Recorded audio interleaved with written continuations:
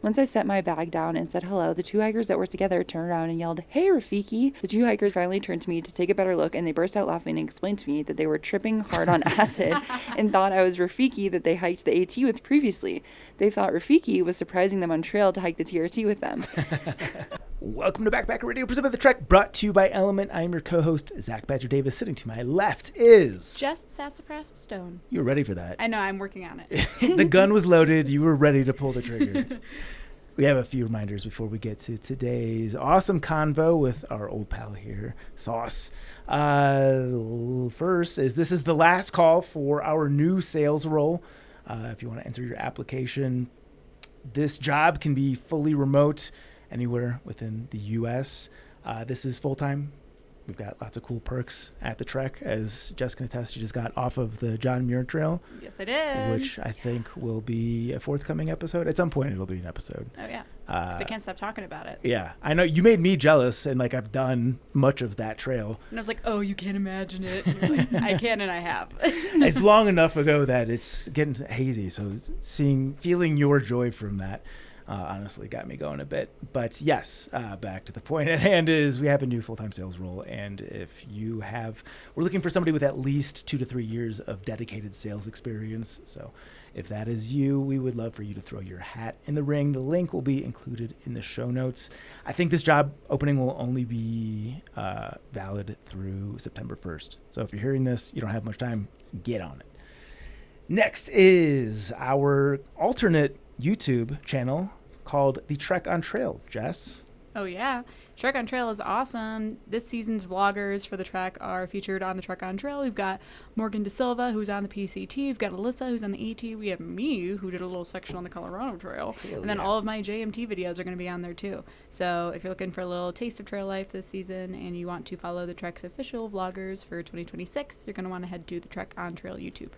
Yeah, got some very cool personalities there. We need to get some more attention to Morgan. He's such a fascinating dude. Oh, he's awesome. Yeah. Charismatic guy. Yeah. Great videos. Hilarious. Yeah, Morgan's the best. We used to run all of the Trek's vlogger content through the main YouTube page, but that got confusing for people because we're doing like featured content and vlogger content.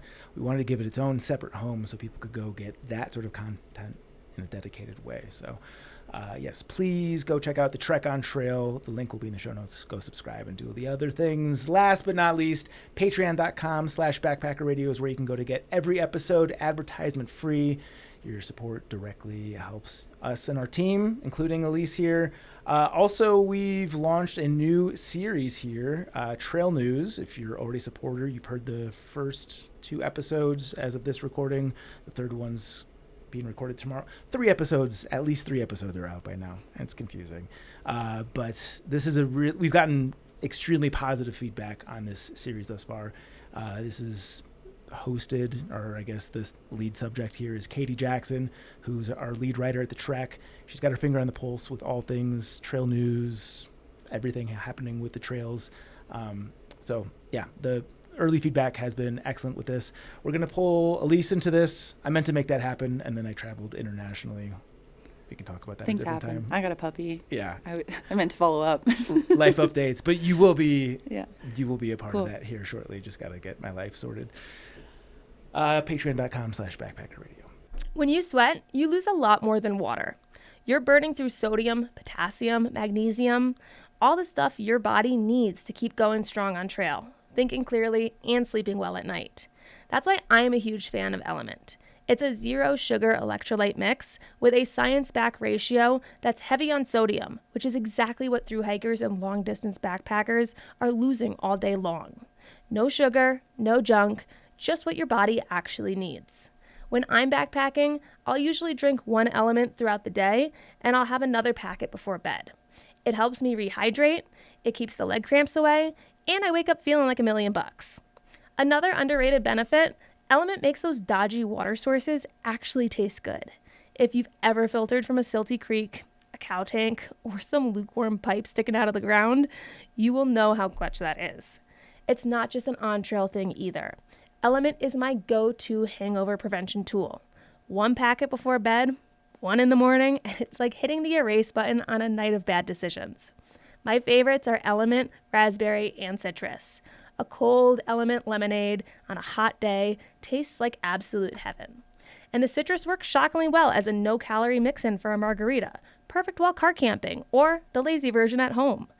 Good news, Backpacker Radio listeners can score a free LMNT sample pack with any drink mix purchase by going to drinklmnt.com/trek.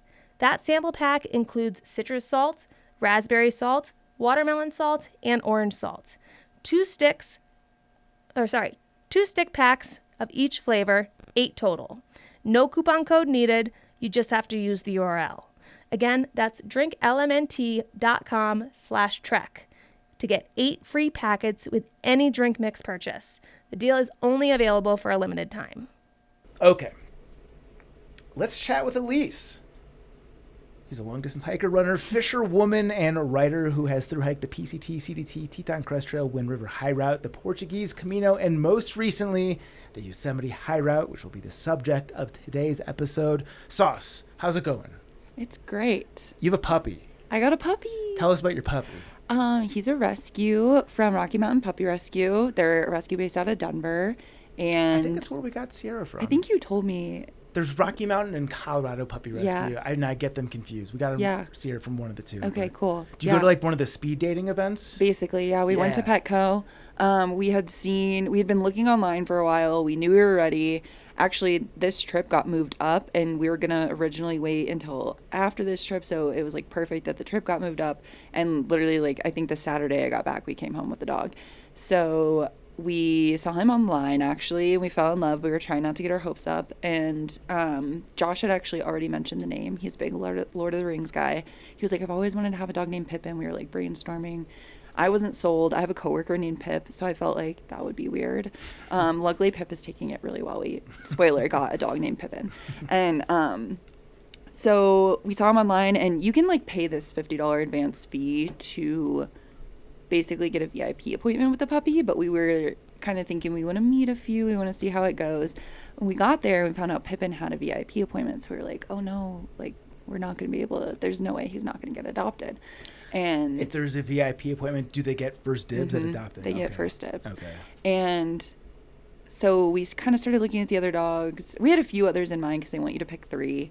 It was kind of all over the place, though. Like, if you end up at one, I don't know how strict that 3 is. And we were kind of saying, you know, if Pippin doesn't get adopted by his VIP appointment, it's a sign. And then we found out he didn't. He was afraid of their dog, and he is a little timid around bigger dogs, but he warms up to them. So I'm like, they missed out. And so we were like, well, that's it. That's our dog. And then we kept his name, and he's an Australian cattle dog mix. Should be around 50 pounds. Big boy. We're thinking. Yeah, medium is technically his, if he ends up being that size. And he's specifically a stumpy-tailed Australian cattle dog. I didn't know that was a thing, but he has a little stub tail. It was not docked, as far as we know. It's not in his vet records, and that is a breed of cattle dog where they have like a stumpy tail, and it's the cutest thing ever. Yeah, I love a stubby tail. I didn't know I did, and now I'm like, I'm like boxing with them. Yeah, I think they're so funny. So cute. But yeah, he is adorable. Oh, is this his Instagram? Yeah. So for the record, we saved photos of him so I could react live on the podcast to them, and very good. Look at him. He's so Pipsqueak. cute. Pepperoni. I like all the nicknames. Yeah, Dr. Pipper. I did make him an Instagram because I'm insufferable, and I couldn't resist. It's a rite of passage. Yeah. This is your guys' first cohabitating pup. Yes. This is our first shared son. Yeah. Yes. Our first son. And Peregrine Took. That's Josh, because that's the like Pippin in the show. I guess that's his real name. People, Lord of the Rings fans are probably what are you? But yeah, he came crate trained. There you go. His foster mom was awesome. How potty trained was he? He's like pretty potty trained. Yeah. He's had some accidents. But pretty much like if we take him out, he's good. Yeah. There's been a few times where we did just take him out, and then all of a sudden he's peeing, and we're like, what is happening? But for the most part, I mean, fairly minimal compared to what I was expecting. What's his most chaotic puppy trait? Right now, the biting. He doesn't just do it out of nowhere, but if you are petting him and playing with him, he will just go for your hands a lot. He's just like me. Yeah. Just as Lots default. of biting. Big biter at the DMV. Yeah. Can't stand me. He's getting more and more used to our house, so he's getting the zoomies. And then the only thing about that is, like, so far he doesn't seem to like walks very much, which is strange. We can only take him so far. He's 3.5 months. Okay. We got him at 3 months. Yeah. So maybe he'll just get used to it. Maybe he just needs to learn that it's fun. Sierra, who is she's older now, but in her heyday was a great backpacking dog. It took her a long time to really enjoy walks. I think they just get tired or bored or some combination. But yeah, you're like, you're not telling me where to go. Yeah. I don't know. I remember, she would just like lay down in the middle of it, and these were short walks, so I think that there's plenty of hope for you still. Yeah, great. But yeah, we got a puppy as well, and her witching hour is like after she takes her last nap before the big sleep at night, and she won't stop biting. Like legitimately, I have to like hold her at her body, and she's like a rabid animal just trying to find something to bite. I don't want. This is not my puppy story. How old is your puppy? She is, I think, 10 or 11 weeks old at this point. point. Oh my gosh, so a little she's baby. a nugget. She's a little tiny brown Can we dog. see pictures? All right. I'm sure Jenna's got way more than I do, but here she is biting something, just nonstop. Gosh. She's a Cavapoo, so So not a cute. rescue. Okay. This is more the designer dog territory. But Jenna's allergic dog, so we had to get something you have to hypoallergenic. Yeah. It looks like a teddy bear. She is borderline not real, but this is not my puppy moment. I just had to relay the puppy moments are for everyone. Sure. But this dog is going through. Yeah. The teething is wild. Yeah. It's just, they just want to, and he, oh my gosh, every time we take him outside, sometimes, so he sits by the door, and he's kind of in that stage where he's like sitting by the door, and sometimes he has to pee, sometimes the neighbor dogs are out, sometimes he just wants to look outside. I don't know. And or sometimes you open the door and they just like look, they forget that they want to go out. He's just sitting there, and I'm like, did you have to pee, or what are we doing here? But you can't just stick him out on his long line, because every single thing goes into his mouth. Everything. And half the time it's nothing. It's like I'll go over and I'll open his mouth up, and it's just like a piece of grass, but it looks like he's vigorously chewing on something. Try having 3 kids at your house that just scatter their toys everywhere. It's only a matter of time before something very catastrophic happens. Knock on wood. But it's my house. I've got a former AT buddy coming over after this podcast tonight, and I warned her, I'm like, our house will make a circus look like a yoga studio. Like, it's fucking chaos. But puppy, 3 babies. Let's talk about some backpacking. This is Backpacker Radio after all. So you recently got off the Yosemite High Route. Yes. Congratulations on another High Route, another notch in the belt. Yeah. Let's start with, what was the inspiration to do this route, trail, whatever you want to. Yeah, so Leslie and I, who we've done 3 High Routes together now, and back when we met, we just kind of realized we were both interested in them, and so we've kind of become, and we work really well together, and so it's just clicked, and we were looking for our next one for this summer, and we had a few on the list. We like Skurka's guides a lot, so Yosemite High Route was on there because of that. I haven't been back to Yosemite since 2019 when I hiked the PCT, so that was really appealing to me. They had some climbing stuff planned out in Yosemite as well, so the just the logistics of it kind of panned out for us, and we kind of considered like the Weminuche High Route as well, and then something in Alaska. I didn't even know there was a high route out there. Yeah, it's actually, I think the article that we were looking at is actually on the track. This happened to me recently. I'm going to hike the Lewitt Trail in a week, and I was doing some research for it, and an excellent Trek Blogger article has become one of my sources of inspiration here. So that's always very satisfying. Well, that was like the other day when I was trying to figure out a trail to do here in Colorado, and the one article I found about it, you had written. Which is funny, because I have written like 5 articles in the last 10 years. Was it the Lost Creek Wilderness Loop? It was, yeah. Whenever I tell people about that, his is the first one that comes up. It's my one trail profile, and I'm very proud of it. It's a good one. Thank you. I haven't actually hiked it yet, but I keep recommending it. It's a good. The way that Jess hiked it is the ideal way to do it. It's like a good warm up for the season. It's nothing overly exciting, but to stretch your legs kind of early season, I think it's a good option. Did you end up doing it? I ended up not. No. I wasn't going to correct you. That's right. You should always correct me. My friend Carly did it. She said it was great. Yeah. I heard good things. Yeah. Yeah, it's recommended to me by a CT hiker who had used it to train for the CT. So Yeah. Yeah. You definitely see a better part of Lost Creek Wilderness than you do on the Colorado Trail itself. Interesting. So, yeah. But okay. So logistically, it just kind of made sense. Alaska felt too expensive with plane tickets, how they are right now. And Leslie was going to drive out to Yosemite anyway. So I was like, I can drive at least one way with you and then maybe just fly back. And we were able to get permits, and this is a whole nother side tangent that's not really relevant. We were originally going to do it in August, but then we moved it up and we were able to find permits for then. So all worked out, and we knew, if you're like, Yosemite is going to be beautiful. There's no real question about like whether or not it's going to be worth it. And so we sent it. what permit did you need? So for Yosemite Backcountry, and hopefully I'm not getting this wrong, but we got Glen Allen permits, and basically you need your entry permit, and then you don't have to have like specific permits for each night unless it's a camp, unless you're planning to camp somewhere that it only has a set number of sites. So it depends where you enter is the short version. Long version is we got Glen Allen permits. You could do a bunch of different things, but we got Yosemite backcountry permits from Glen Allen. Are they pretty competitive? Is that a hard one to get, or because there's so many avenues to get in, it's likely that they'll get something? It didn't feel that hard. Leslie did have a tracker on that was updating them when stuff went open, and then the day we were talking about moving our trip up, there just happened to be 2 available for the date we wanted. And then tell me more about this tracker. Is this just like you get know on a how wait list or something? Or I don't know. I think it's like some sort of programming thing, maybe. Do you remember the name of it? I'll have to ask them about it. Yeah. They set an alert, basically, I know, that would like email them. So I'll have to ask them about that. Yeah. Very cool. But so they had that going, and then I also think if you had the flexibility to do walk-ups, you'd probably be okay, as long as you have like a couple days of leeway.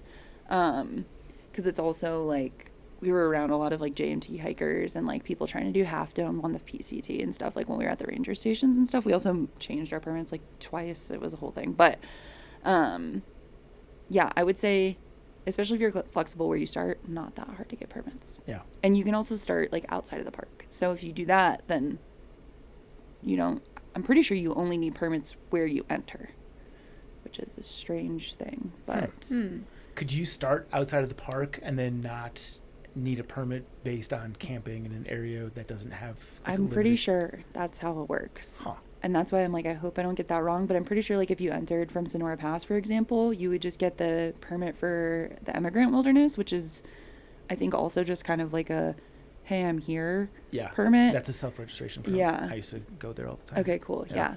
And then you can just walk into the park as long as you're not staying at one of those sites that is a limit on campsites, which on this route, you're really not staying anywhere that usually where anyone else is. Yeah. But it also depends on your approach. But yeah. Cool. Give us the fast facts overview on this one. Distance. You kind of gave us an overview on like, it sounds like there's a handful of ways that you can actually start it, but like where does the route go, the distance, I guess general time frame, that sort of thing. Yeah. So the Yosemite High Route is a 94-mile high route that circumnavigates the headwaters of the Tuolumne River and the Merced River. And 60% of it is off trail. I think it's like, 70% of it is off trail, I believe, and 630 feet of vertical change per mile. The typical distance you're going to do is anywhere from like 135 to 160, depending on the approach that you take, because the termini are in kind of random places. It starts at Grace Meadow, just off the PCT, or the northern terminus is there. It starts as, depending on which way you go. And then the southern terminus is basically on the JMT, close to the valley, like 11 miles from Yosemite Valley. And yeah, so you can approach from Sonora Pass, from the PCT. We approached from Grand Canyon to the Tuolumne. I don't think we were kind of planning this pretty on the fly, and neither of us had done the Grand Canyon to the Tuolumne, so we were like, that sounds sick, and it was amazing. Highly, like, you could do Grand Canyon to the Tuolumne as your own backpacking trip, and it would be worthwhile. I don't even think I've ever heard of that. Jess was just in Tuolumne Meadows. I didn't know there was a Grand Canyon there at all. Yeah, I didn't either. From 2019, like, I've never even really heard people talk about it. I don't know if I'm just like not in the know, but stunning, gorgeous, amazing swimming holes. Oh, is that like Lyle Canyon? Is that what that is? I think Lyle Canyon, maybe. If I looked at a map, I might know. I want to say Lyle Canyon is different, but I could be absolutely wrong. Gotcha. I know one thing about Tuolumne, and I know that the word canyon is in one of the things I know about it. So. Yeah. That was perfect. Just pulled my map up right away. And Grand Canyon, the Tuolumne, it goes by like Cathedral Creek Falls. You're basically following the Tuolumne River all the way down. Into Pate Valley is where we ended up going back up. So we also gave ourselves a nice little extra bit of elevation change with that because, I don't see it saying, I think we did go through Lyle Canyon, but I don't think those are two different things. Yeah. I mean, this looks pretty badass. It was incredible. And I was so happy that we did that on the first day. And then on the second day, I was like, what did we do? Because it was like 7,000 feet of vert to get out of there, and the trail over in that area is just not maintained really at all, and it was a journey. But yeah, 7K is a big day. Yeah, did you do it in a day? Yes, and Leslie and they were like talking about how many, because I think we both thought we were like, okay, 50-mile approach, like 2 days, maybe 2.5 days. It took us 3 full days, and thank goodness we gave ourselves those 3 full days because, we just didn't. We were looking at our next day when we finished that first day. We were at the bottom of Pate Valley, and they were like, okay, what do you think about 20 miles? And like, it was something like 9K feet of vert. I was like, I don't think that's realistic. I don't think we're going to do that. I was like, a good day on like the CDT for me was 5,000 feet of vert. Yeah. That felt like I did a lot. That's a big day. And I remember one of the most exhausted days I had on the CDT. I was so confused why I was so tired because, we'd only gone like 8 miles, and I like looked at my watch and we'd already done like 4K feet. And then at the end of that day, it was like 8,000 feet. I remember being absolutely wiped. And that was when I was in through hiking shape. I was in Montana. Yeah. And I think that was over like 18 miles or something. There's also a huge difference, and I'm curious to learn more about the specific route between doing trail vert and off-trail vert. Is like there's so much. It's more physically and mentally exhausting, which then makes you more physically exhausted. And this was trail vert. Yeah. But somewhat unmaintained trail. Okay. So like kind of, sometimes that almost feels the most frustrating to me because there's supposed to be a trail in places and there's not, and so then you're kind of, you question it more because you're like trying to make sure you're on the right path. Whereas like off trail, sometimes you're like, okay, I know I'm like going for this thing in the distance. I don't really care how I get there, or like whatever's the easiest way. But I kept trying to like follow a trail that kind of just didn't exist in certain places. So I don't know if that made me more frustrated, but. So walk us through, you're starting a day and you're trying to like project where you're going to camp. Walk us through the calculus for how you decide what the day is going to be, because I feel like on something like the AT you can do sort of a distance and number of miles. For a high route, obviously you want to factor in much more the vertical distance, but there's also just like exactly we do kind of consider all of that. So on Skurka's guides, at least, he has waypoints, and they're usually labeled like on this guide it was CR something something, so core route 01. And he lists the distance between that and the next one, and then also the vertical change. So you can gauge the vert that you're going to be doing, and you can gauge what should be the distance if you do things appropriately.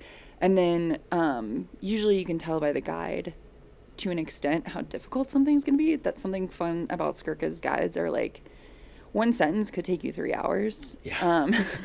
I remember so that. it's kind of like, especially if you're not, I think we had an advantage on this one because it was our third Skurka route that we'd done, so we could kind of read between his lines a little bit more than maybe we had in the past. And he does list if something's, you know, like class 3, or so we could factor that in. And then we also base it on like what obstacles kind of are in the way, and like either a pass, sometimes like a bushwhack, or, you know, descent to a certain valley and stuff. Because sometimes the unassuming bits are what take the most time on high routes. It might just be you're gaining a saddle and that's all it says, but that is like 2,000 feet of vert and like a bunch of bushwhacking. Yeah. And yeah. So I think we take all that into account, and then we're like, hopefully we'll at least get past to this pass, or we'll get as close to we can as this next pass. And then also a lot of it is like, he does note protected campsites and stuff, but we kind of just cowboy camp anywhere flat a lot of the time. It's like not a huge, at least especially on the Yosemite High Route, because the weather is so good in Yosemite usually. We weren't as concerned about finding like sheltered sites or anything like that. Yeah. How difficult is that to find? Like, are you able to discern just from the topo where a good campsite's going to be, or like in a lot of the flatter areas, it's still like, are you still on talus and like navigating a lot of rocks? On the Wind River High Route, yes. But on the Yosemite High Route, I would say there's like enough granite. Like there were several nights we just like plopped down on a flat piece of granite. And I would say that's also where we kind of make the call of like, are we going to progress to this next pass, or like, is that going to take us 4 more hours and it's going to be dark, and so it's better if we stop now. Usually we make that judgment call like late in the day, and then we just kind of try and go as far as we can before the next big obstacle that we know we don't want to do in the dark. Yeah. Yeah. You mentioned that one sentence could be 3 hours of hiking. You were saying that you burned through like 80% of your Garmin messages with like one fire update because someone was being very detailed with. Which I really appreciate. Yeah. To the tune of like $25. Right. I really appreciated it. Skurka writes his guides the way that you were like communicating via Garmin SOS. Like he knows that characters are at a premium, even though it doesn't operate that way. But I guess walk us through, if somebody's buying or using a Skurka guide for the first time, sort of what does that entail? Like what are they getting both from like a description standpoint as well as the GPS? Yeah, so he does all of his guides that I've used, which is 3 out of his 4 high route guides, have like a part A, which is before you go, that kind of details the logistics to consider, permitting, things like that.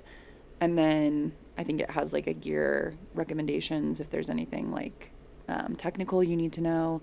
This was heard third hand through Leslie, but I also heard he doesn't love exposure. So I don't know. I feel like something I really appreciate about his routes, I don't feel like there's a ton of, I mean, it's relative, like you're doing technical stuff, but there hasn't been anything where I felt like it was super airy and made me uncomfortable in that way. I've also grown a lot in my comfortability in that respect, but we're gonna have to ask so him as far about as about his I'm fear of curious if that's exposure. true, because I heard that like third hand, but that would surprise me, just I know, knowing what I know about him. and But maybe relatively speaking, maybe he thinks he doesn't like exposure, but like to the average Joe, they're like, dude, this is crazy. Totally. Like, Yeah. It's I always almost wonder relative. if he knows he's going to be distributing these guides, he's maybe doing his best to keep the layperson away from these things on these routes. That's a know. good thought. I don't know, but yeah, like, I mean, there's definitely technical stuff you don't want to be in over your head on, but you don't need ropes, for example. Like, none of the guides I've done have needed ropes. But so when I talk about technical gear, I say that was an aside to say like ice axe, crampons, like if there's those kind of considerations. And then the part B is what I've always used the most. That's as you go, and that's the whole route description. So like in his words, where you need to go, what you need to be looking for. There's like sometimes brief little history sprinkled in there, which is cool to read. He'll tell you sometimes like, oh, if you look north, you'll see this peak and spot your next destination to the south, or like, so it's, you kind of just get really used to like pouring over like 3 sentences at a time. Yeah. Aside from the guide, were you looking online for beta for the route at all? This one, to be honest, no. All right, raw dog, I like it. We really went a little bit. We raw dogged this one for sure. Hell yeah. Is that because you're busy or because you're just getting more comfortable with these both, hikes? I think. Because we moved the trip up, we were basically leaving a week from when we decided to move the trip up. So in my head prior to that, I was like, oh, I'll like dive in later. I'll dive in later. I'll dive in later. And then all of a sudden we were leaving and I had to like make sure I had all my work done before I left. And like, there just wasn't really time. We also, in the past have found like other people's GPX files because Skurka's within the guide, you get points, but there's definitely not like a line or anything like that to follow. So in the past, we've had lines that other people took. That doesn't necessarily mean it was the right way or the best way, but like someone went that way. And this one we didn't have that, which we both were like happy that we did it that way. I think in the future we'll keep to that. And I would recommend if you're doing a high route for the first time, maybe turn that layer off if you want to have it for like background. Like, think that's kind of why we had it to begin with, was just peace of mind. But I think you can start to rely on that a little bit too much sometimes. You don't want to you want to practice, I think, being confident in your own decisions. It definitely activates a very different part of your brain when you just have a few points and like you're having to make decisions as opposed to like constantly referencing your this phone. Person was 10 feet that way. Right, It's like, doesn't matter. So we completely, and I didn't watch any videos. I didn't really know anything besides what the guide said, which was, and from my experience being in Yosemite on trail on the PCT. And I really liked doing it that way. I thought it was neat, and it made us feel even like more self-assured that we were successful in this high route.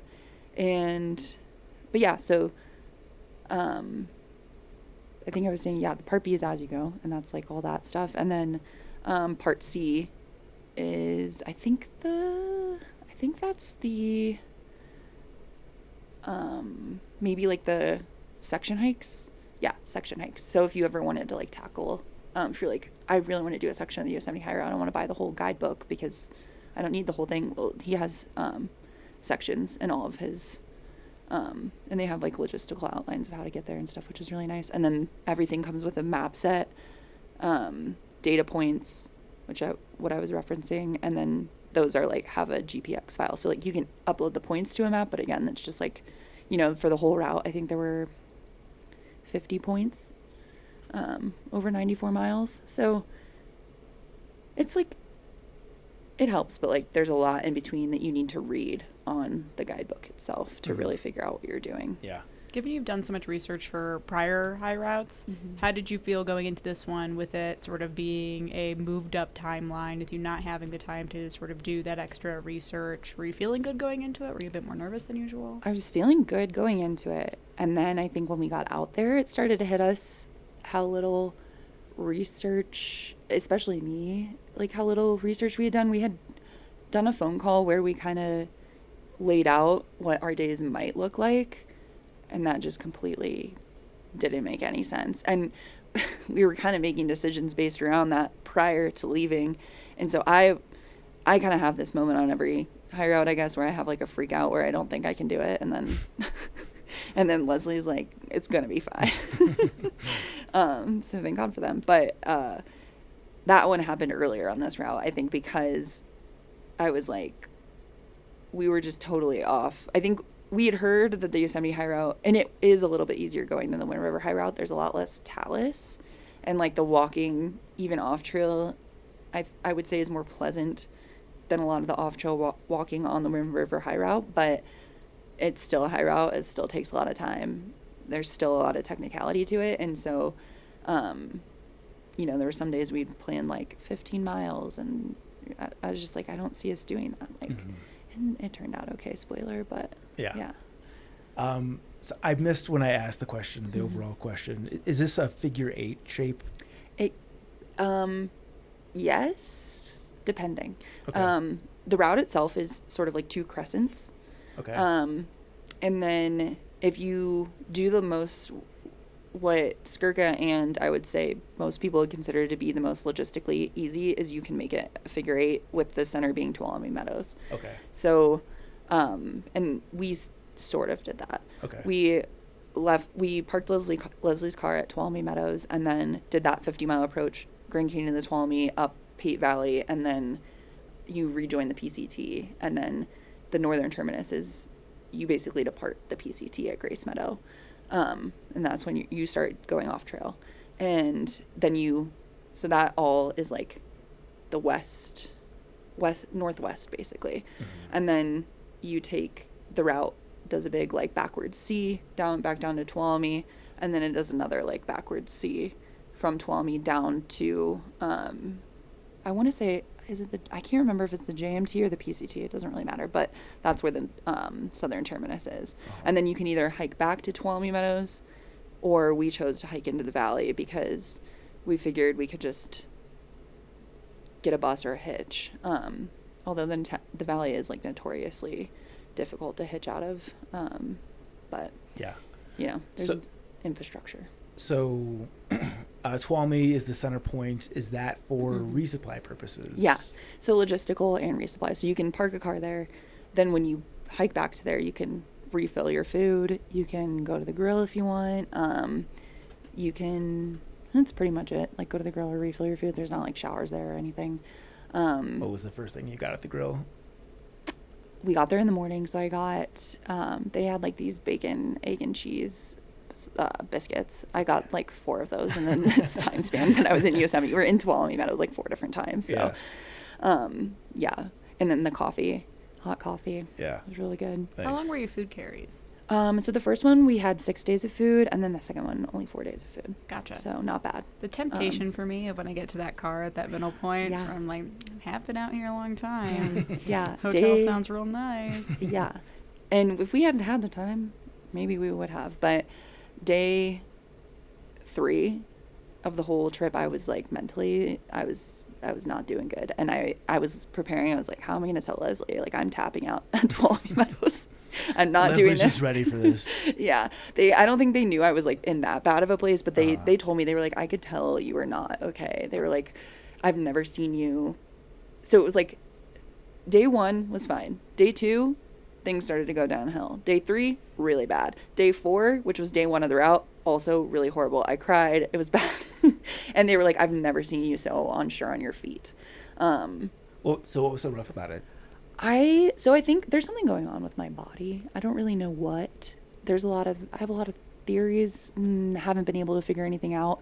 I think it was like a combination of the heat, carrying a bear can, whatever has been going on with me physically. My feet blew up. I rolled my ankle on day 2. It's a lot of things. Yeah. Just were coming to a head, and I was mentally just in a horrible place. Interesting. I know you've been running a lot. Is there any chance there's overtraining is like a part of it? Maybe, but I actually stopped running like that week before we left because I was like, maybe give myself a little break. And I also just ran out of time with having to prepare everything. And yeah, I mean, I don't know. I don't know. My other theory is that I'm not eating enough. Yeah. I talked to someone last night and they're like, maybe you have long COVID. It sounds like long COVID. And I was like, I don't know. It's a fun game to decipher through the 100 different. I got my iron tested recently because I thought it was that. I'm fine. Like, my iron's fine. Yeah. Every time I Google something, I'm like, what's wrong with me? Yeah. Google says iron. Your iron, yeah. I mean, a blood panel is a great place to start. Yeah, and my blood panel came back. Although apparently there's something, and then of course, it's just so hard. It feels like so hard to figure things out because they also said, or I told people my iron was fine. They were like, oh, well, your iron levels can be fine, but your body doesn't have this protein that's like, or it's an enzyme or something that like is adequately using the iron that you do have. And I'm like, how do I tell if that's the case? Yeah. But a switch luckily flipped at like day 5. And I ended up being fine-ish. Yeah. A good night of sleep, or where'd it come from? I could not tell you. And I was still falling apart. I don't know. It was overcast that day. So another theory I have is I am on Lexapro, and you are more heat sensitive on SSRIs. And I tried to wear pants because I can show you my scars later, but high routes beat your legs up. Even if this one was not very bushwhacky, and I still just got like scrapes from the granite and stuff. And I also like it pants for sun protection. I should have tested these pants first. do as I say, not as I do. They were too thick. I think they were making me too hot. And so I just didn't even attempt to wear them on that day. The other days I was like, okay, I'll change once it gets hot. It was super hot in Yosemite too. This was like around the July 4th time period. I think they were having like a heat wave. It was really, really warm compared to what I remember this High Sierra feeling like. It felt really hot. How were the bugs? Weird. That's not one of the answers I was expecting. Definitely had mosquitoes. They were in the most random places, it felt like.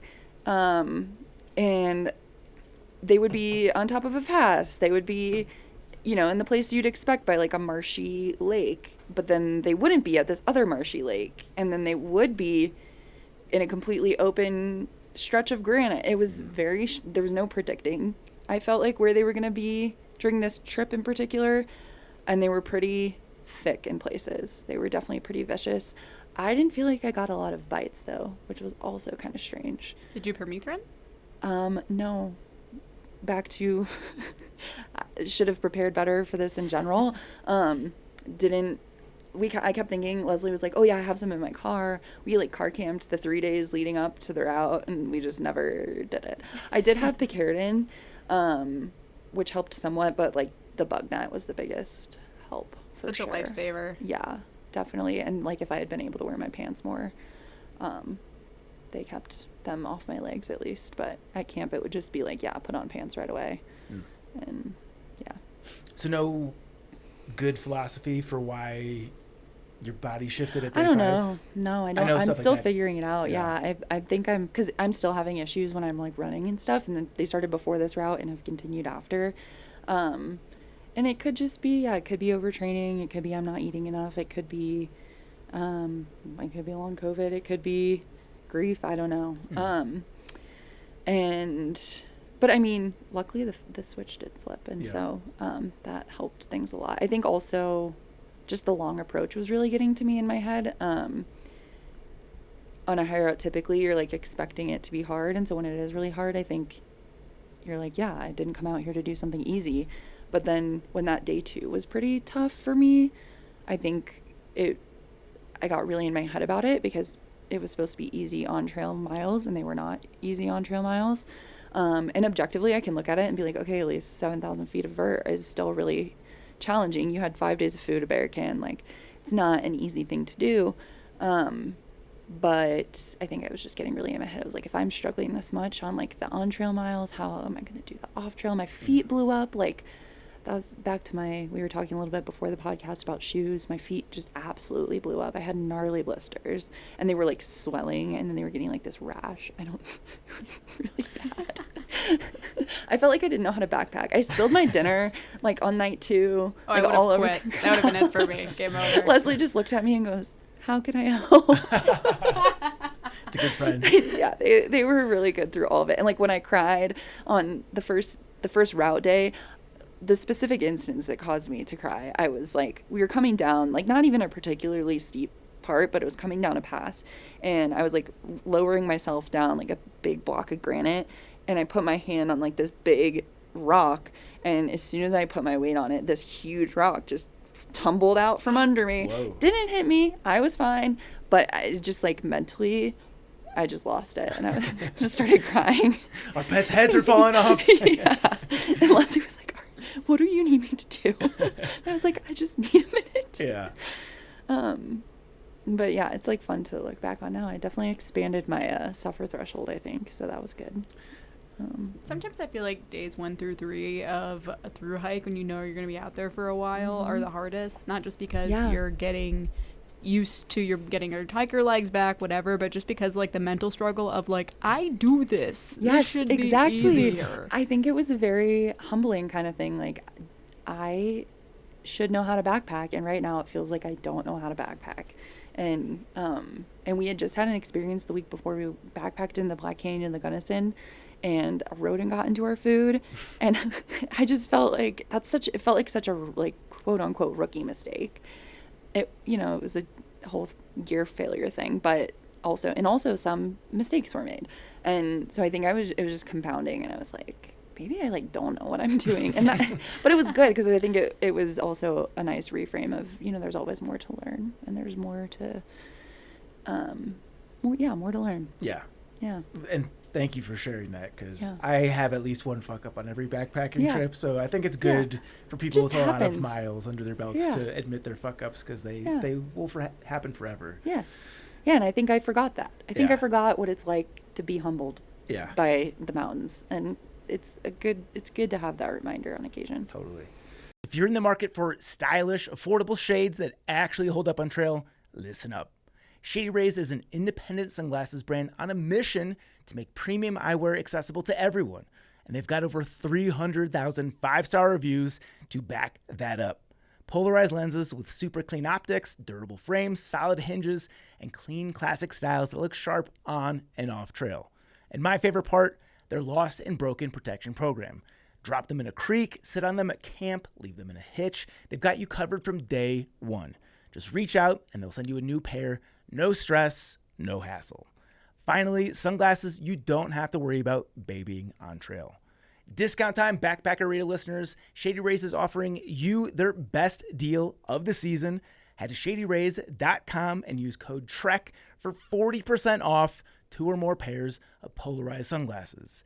That's 40% off 2 or more pairs at shadyrays.com with code TREK, T-R-E-K.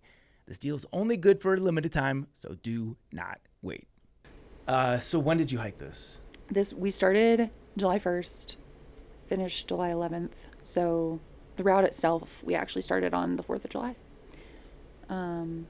So 3 days of an approach, and then started the route on the 4th of July. And actually after that first really tough day, Leslie and I were having a conversation, because we can get into this, but we also lost each other a few times that first day.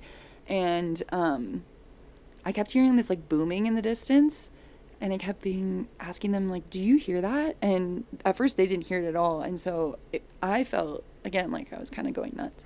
And then finally they started hearing it too, and neither of us could figure out what it was. And then they were like, oh my gosh, it's fireworks. It's the 4th of July. That would have been like rockfall. That's what at first, but it was so consistent. I was like, it can't be rockfall. I was like, are they blowing up rocks? Are they trying to build a trail? It sounded like avalanche mitigation. But I was like, there's no snow. That doesn't make any sense. And I was kind of close. There were bombs going off. They were just, literal bombs. Yeah.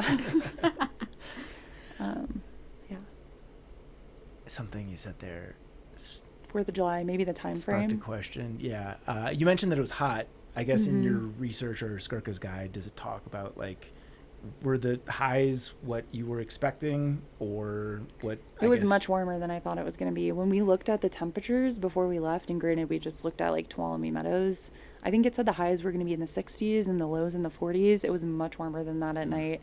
There was one night I think we had some frost, but it was much warmer most of the time. And I think that might just be due to like we're having a really warm year all over in general. Yeah.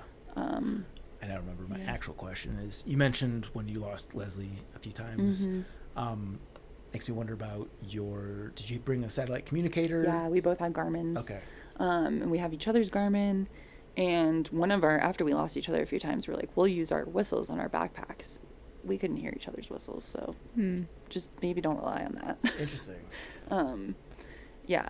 So I don't know if we got like so far apart or just the ambient noise drowned it out, because I think sometimes it kind of sounds like a bird. But where were you guys losing each other? Like, were you going high and they were going low? it was like one time in particular, we were coming down from a pass through some woods, and Skurka in the guide mentions something about like it may be tempting to follow the contour at 8,400 feet, like try to avoid this because it ends up something further down, like. And I noticed we kept like kind of contouring left, like right at 8.4, and so I was like, they were like, I was like, hey, I'm nervous that I think we should just cut down into the valley. And they were like, I'm just going the easiest way. And then we just both went different ways, and then we didn't see each other until the base of the next pass. And I thought they were ahead of me, but they were behind me. So I was like trucking along, because also something that was different about like our specific dynamic on this trip is they did the CDT this past year, so they've got their trail legs pretty good, and I'm going through like whatever weird stuff is happening, and so I was slower. And so I think just that minor switch up in like how we typically handle routes together, it changed like the way we needed to communicate. And so we hashed through that on the first night, and that helped a lot. What did that conversation look like? It was definitely like, I mean, I cried the whole time. Not because I'm noticing a theme here. Yeah, not because I was like upset with them or anything. I think I was just very overwhelmed in general. And they were like, I can't even tell if you want to be out here, to be honest. And I was like, I don't have a good answer for that. And but luckily, yeah, like things got a lot better. But I felt like our communication wasn't as good as it used to be in those moments, and I think it was just because our dynamic was just slightly different with our paces changing. And they were also like in their head about some like stuff going on in their personal life, and like they were like, I'm just in a bad mood because of that. And like, so we had a very good like honest conversation about how we were both feeling. And I was kind of like, look, if you feel like I'm slowing you down, and you feel like you won't be able to do the route because of that, like, tell me now. And I understand, but like, I just don't want to feel like I'm dragging us down, like sandbagging us. And meanwhile, you're hiking 7,000 feet a day, 15 plus yeah, miles. But you also, it. Thank you. But you also do have to keep like a certain clip on something like this, so you don't run out of food, so that you are safe. And so I was like, I don't know how much I was basically like, I can't push myself any harder. I am at my limit right now. If that is a problem, I want you to be honest. Like, I think we have a good communication and good rapport in that regard, that like we would both be honest with each other in that. And they were kind of like, well, I just can't tell if you really even want to be doing this. And I was like, I want to be doing this, but I don't know if my body wants me to be doing this, and therefore my head is getting really in a bad place. So we kind of like established like, okay, if we're going to do something different, like if I'm thinking one thing, you're thinking another, just say, hey, we're touching base at the next waypoint, or before we depart from each other, like if that's what we want to do. Because we're not also micromanaging with each other. Like, we try to stick close to by when we're off route, or like off trail especially, but we don't want to be like, you have to step over the same rock I step over. And so we also have tried to take turns kind of leading. And because I was in such a bad headspace, they kind of like handled a lot of the leading that day. And I think they were feeling a little bit like maybe burdened by that. And we talked about that a little bit too, just like, how do we handle making sure we're kind of like sharing that load? Because yeah, if you're in the person in front, you end up making more of the decisions, all those like micro decisions that go into route finding. So I think like putting that out we like laid it all out and like talked through it and figured out what was going to make sense for us for the rest of the route, and like how to communicate if we were thinking of doing something different from the other person. And I was just crying because I think I was so overwhelmed. Like, it wasn't like I was like, even while we were having that conversation, I was like, I don't know why I'm crying. I just can't stop. This was on day one, night one? This was route day one, so like day 4 of the trip. Gotcha. But night 1 of like actually being on the route. Mm-hmm. And then the next morning was a complete 180. So I wonder if there's something to that. Like, yeah, just like crying it out. A good cry, a good conversation, like feeling validated, and just having the space to be like, I am hurting and it sucks. And someone being like, yes, like that just helps. Yeah. And also even them being like, yeah, you seem really unsure in your feet. And I'm like, I know, I don't know why. Yeah, for sure. Did your feet start to turn around at that day mark? Not they were at all. Bad the whole time. Wow, that sucks. And then things got worse. My face swelled up, my hands swelled up, my feet swelled even bigger. It was gnarly. I can show you pictures. I would love to see pictures. Yeah. And do you have any idea what the swelling was? No. Pictures that I showed my friend who's a PA, and she was like, maybe go to your doctor. Oh, wow. Because her concern was like, are your kidney. She asked what color my pee was, because she was like, were you your said kidneys bright purple issues? As usual. Yeah. So this was my face. This actually isn't even the worst face picture. Yeah. But no. It was like day 6 or 7 was the first day I woke up with a really swollen face when we were in Tuolumne Meadows. And then these are my hands. Wow. And which, like, right. for comparison. Yeah. And then my ankles, which, like I said, I rolled my left ankle, but they both look the same. Ooh. And at first, just my left ankle was swollen. And then my feet were just like balloons, and my ankles were too. And that so that's swelling like, feeling is so uncomfortable. Like, in Yeah. addition to just aesthetically being bad, it's like when you're doing something Uncomfortable. physical like that, it's Yeah. like water balloons applying pressure to the joints that you need my to desperately. thumbs had like these, like it felt like the thumbprint of my thumb had like a massive bubble Yeah. right there. And it was just like pulsing. I could like feel my heart. And that's like, I looked it up. It's generalized edema, so swelling of the hands, face, and feet. And it can be caused by a bunch of different things, altitude being one of them. Mhm. However, You live at 10,000 Yeah. feet. I literally sleep at 9,500 feet. Yeah. And I'm Yeah. regularly at altitude Right. and working out at altitude. So I don't know. I don't know. It's very strange. So this happened at Tuolumne when you first woke up? The face swelling got really bad at Tuolumne. That's the first morning I woke up. So like halfway, basically day 6, I woke up with my face being swollen, and then it would go down a little bit during the day, but every single morning I wake up, my face would look like that.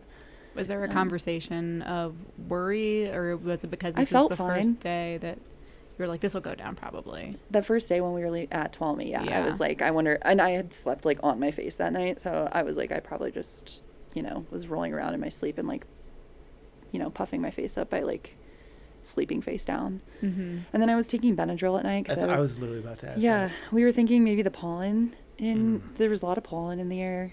The Benadryl didn't seem to do anything. Did your blood panel include a kidney?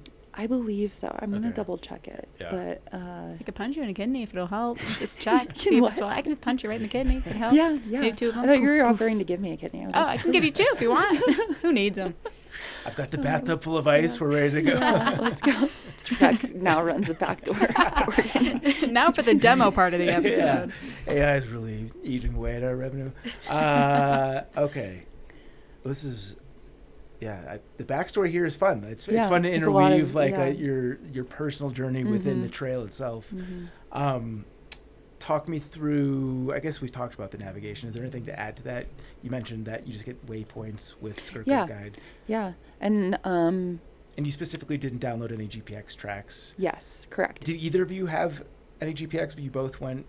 Correct. did We you- both went in just the waypoints. Okay. Um, You didn't have it as like a backup and the layer turned No. off or anything? No, Okay. not this time. In the past, we've done that. Yeah. This time, we did not. We just Mhm. went in without it, and discovered that's just fine. Yeah. And we both were talking about it, and like, actually, I think we preferred that. Which map layer are you leaning on most when you're doing this? I would say a mix of everything. I use the topos a lot. Leslie had satellite and slope angle, and those proved to be really helpful as well. Like, that's another thing that we've looked at for campsites and stuff. Like, does this lake have trees around it, or is it all just talus? And if we see trees, we're a little more optimistic that, there's something there to sleep on. And then slope angle can be really helpful because if we're, navigating up a pass, the topos, you can tell to an extent, like, oh, okay, that's definitely steep, but sometimes, there's the whole, like, say, base of the pass is going to look steep, and then you put the slope angle on, and, like, the left side's all purple, but then the right side's yellow, which is less steep. The yellow is. Yeah. And so that was also helpful. Did you ever miscalculate on a campsite where it looked like it was going to be flat, or you thought maybe there wouldn't be talus and there was, and you had to keep pushing? On this route, I don't think we did. Hell yeah. I think we were also way less, I think as we've gotten more comfortable, we've also not stressed as much about where we're for sure going to sleep. It's kind of just like, where are we at 5 p.m.? And are we close enough to another pass that we need to get over it? Or are we just like getting as close to the base of the next one as we can? And it kind of comes down to like, are we getting really tired? Is the sun going down? Where's the next flat spot? Yeah. So. You mentioned a couple times that your footwear has failed you. Do you attribute that to the footwear itself, or do you I don't think it's know. tied in with like It all could the have been other- all the other stuff. I Yeah. think my feet swelled up a ton, and I think that's Yeah. probably why I got so many blisters, Mhm. because I've run in the same shoes that I wore on this route and not had any issues with them. Is this the same footwear that you've used on other routes? Sort of. I don't remember if I talked about this from the Wind River High Route, but I wore the Speedgoat 6s on the Wind River High Route, and a lot of people I found out have had this issue with the ankle being too high, and I had run in them like a couple times, and prior to that I loved the 5s, so had done a lot of miles in the Speedgoat 5s, had the 6s for the Wind River High Route. The ankle was too high, it definitely caused me problems, and then the 7s came out, and by all reports the 7s did not have the same ankle issue. I wore a pair on the Camino, great. Wore them for my runs, great. For whatever reason, my feet blew up on this route. I don't know. I had like massive blisters on my big toe. I still can't feel part of my big toe. Oh no. My left big toe. I don't know what's up with that. But My takeaway is that you're hard as fuck for completing this high route, given everything that you or went through. stupid. It's a very thin line between those two Yeah. things. But. And yeah. But yeah, it beat me up. But it was fun. I know that it doesn't sound like maybe Yeah. from what I'm saying right now. You're like, It I was swelled up awesome. like the Michelin Man. Yeah. I had a blast. Yeah, my feet are still peeling, but it was great. Is this all type 2 fun, or was there type 1 fun in the mix? Yeah, there was type 1 in the mix for sure. And then some type 3 too. Yeah. Lemonade Pass, type 3 fun. Don't ever go to Lemonade Pass. It sounds like it should be type 1 fun. Yeah, right. I know. I think the name misled us a little bit. Tell us about Lemonade Pass. It was horrible. And that's the thing, it's not even that interesting to talk about. It was just steep and loose and horrible. Like And scree or... It was like, there was scree, there was also just like loose gravel. And so that's the most extended period of time that I've ever felt like so unsure on my feet. It just felt like you were clawing the earth the whole way up and it would just go away. And you felt like you were just going to slide down the whole time. And like, I almost prefer loose talus to that because talus eventually kind of situates on itself and stops sliding. And this was just like, everything was just sliding the whole time. It was like smaller pieces of dirt and rock. So it just felt really loose and like such a slog because it was so steep and long. Were you guys hiking together at this point? Or Yeah. Okay. This At least was we like could one of the share last that days. moment. Yeah, we were both like, "What the hell is this, Skurka? Why did? Is there not a better way?" And he actually notes in the guide. I think he's like, "You might be looking at this one ridge or whatever and think that maybe it's a better route." And he's like, "But I don't think it is." So we're like, "Okay, we've trusted you for this long. We're gonna continue to do it." But man, that like I would definitely, if you're gonna do a section hike of the Yosemite High Route, don't just try not to include Lemonade Pass. Like the rest of it makes that pass worth it, but there's not really a redeeming factor about that pass in my opinion. Sounds fun. Yeah, That's the one redeeming factor. It has a good name. Yeah, it does. Yeah. So the 3 Skurka routes that you've done are this one, Wind River High Route, and Pfiffner is the third one? And Pfiffner, I would say we've done like 50%. Yeah. If we're being realistic. Okay. But yeah. Rank and difficulty, those 3. I know Pfiffner's incomplete, so that's not... I would say Wind River High Route's number 1. Most difficult. Yeah, most difficult. And then based on what I know, I would say it's tough, but I would say from a technical perspective, probably Yosemite High Route is 2, but again, I've done all of it versus we kind of bypassed the 2 the stuff that was technical on the Pfiffner because we just weren't as confident and there were thunderstorms coming kind of thing. We did the same thing. Yeah, so hard to say. Yeah. Hard to say between those 2, but Okay. I would say definitely Wind River High Route. It's just so much more talus, which just makes things so much slower. And, Yeah. Yeah. Would this route be suitable for somebody without much or any off-trail experience? I think so. And I think it just kind of depends on like your fitness level and your comfort level with navigation more than anything, because my real first off-trail experience was doing the Pfiffner, and I think just knowing your alternates and like your bailouts are important. And then also even more so than maybe having a lot of route experience would be, how do you feel about like loose class 2 and how do you feel about class 3 scrambling? Yeah. Yeah. Yeah, I guess walk us through some of the most common terrain. You mentioned loose gravel, talus. Yeah. Like what's the signature terrain for this hike? For this one, it's hard to say. There was definitely still talus. I would say the reason is maybe could be considered a little bit easier than the Wind River High Route is there was more sort of pleasant cross-country walking on like tundra or in the forest, where for whatever reason there doesn't seem to be a ton of like underbrush. The most bushwhacky section on this one was actually like the last 3 miles of the route, and that was pretty annoying, but still not as bad as there's 2 big bushwhacks on the Pfiffner, and it wasn't I guess there's one that like really stands out from what I remember, and none of that was as bad as that bushwhack. There's just less stuff on the ground for whatever reason. But I do think one of the passes on this, Stanton Pass, felt like the most technical thing that out of like the technicality of that. I would say it was like it was definitely Skurka listed as class 3. Leslie and I both felt like it was pushing into 4 at certain points. And I think maybe it depends. They were like, I really think that was the only line to go, and they have more climbing experience. So I think, I don't know, just, I know people have like different interpretations of classes and stuff, but there were definitely a few spots where like, if you fell, it was not good. Yeah. And I don't think anything on the Wind River High Route was as consequential as that.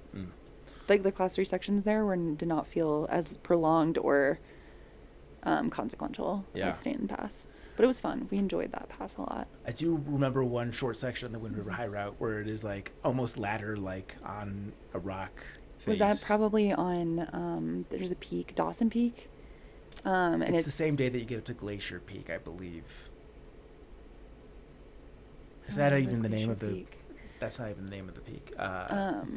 Garnet? Oh, yeah.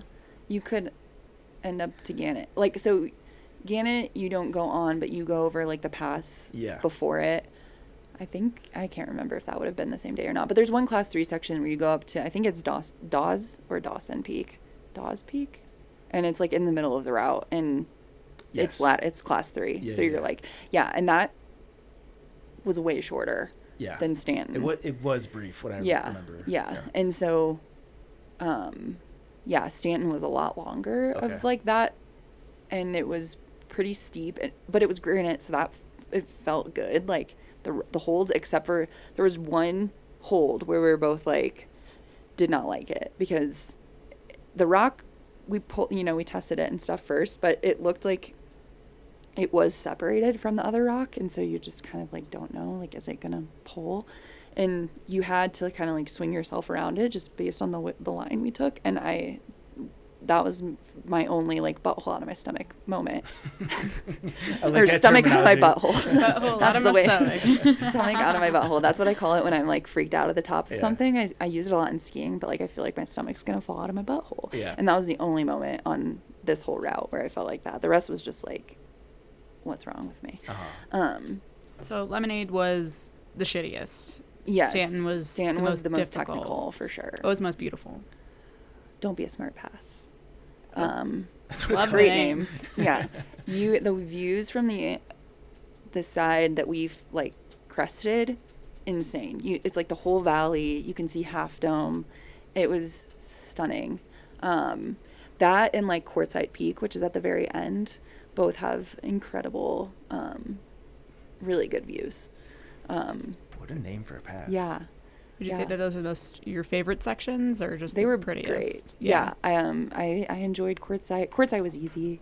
It's just like a walk up onto a peak, so that was a nice change up. There was some really cool sections after Lemonade Pass, so I guess this is one of its redeeming qualities. When you're in the like bowl on the other side of it, there's this just wildly incredible like granite bowl that is above this lake, and then you're also walking across these just huge slabs of granite where it's just all flat and open and nothing but granite. It's really cool. And that's on your approach basically to Quartzite. So that was really neat.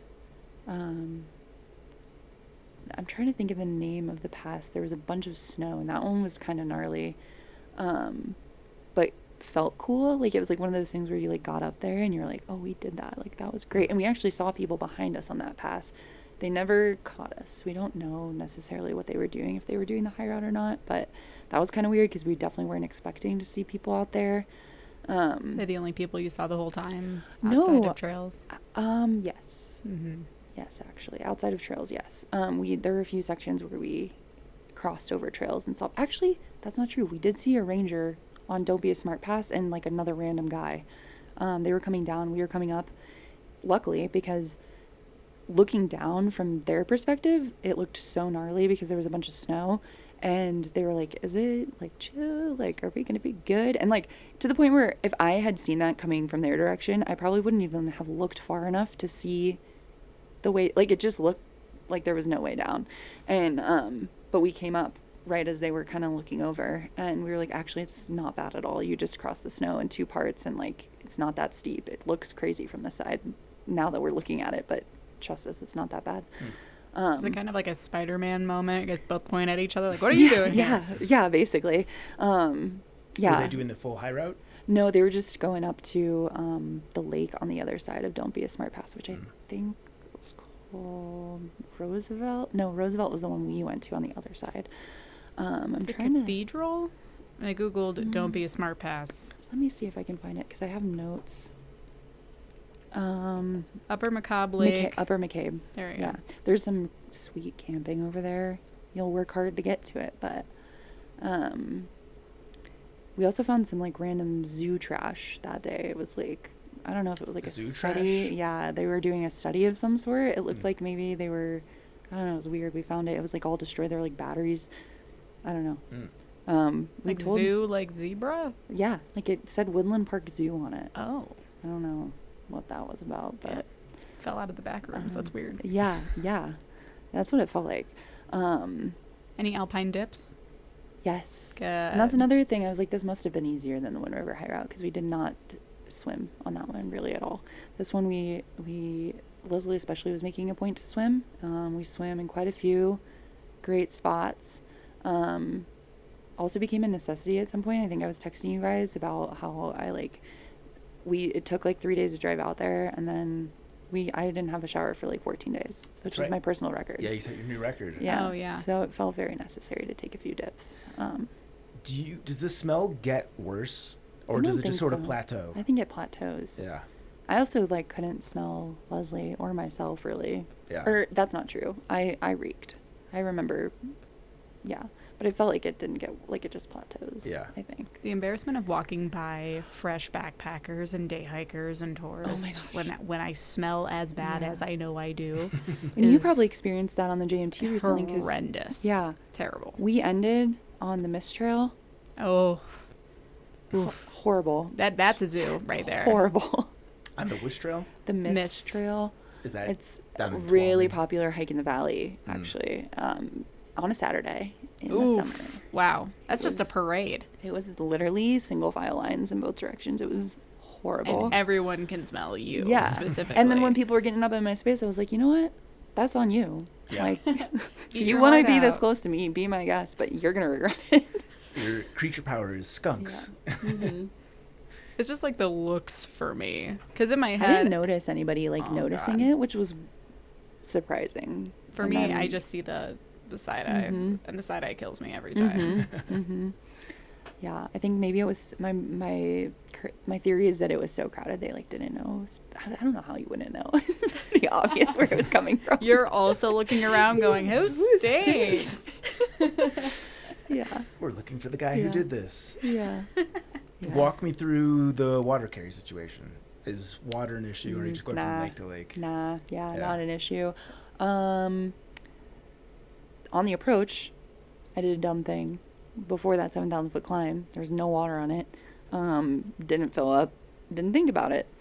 Luckily, there was like a disgusting mosquito pond, which when filtered was fine. Luckily. Yeah, but so I got like a couple liters from that. But otherwise, completely A just non-issue. not Yeah. an issue. Gear. Did you do anything specific for this? Obviously, you mentioned the bear can already. You mentioned you guys both had satellite communicators, which is good adult stuff. Well done. Anything else gear-wise?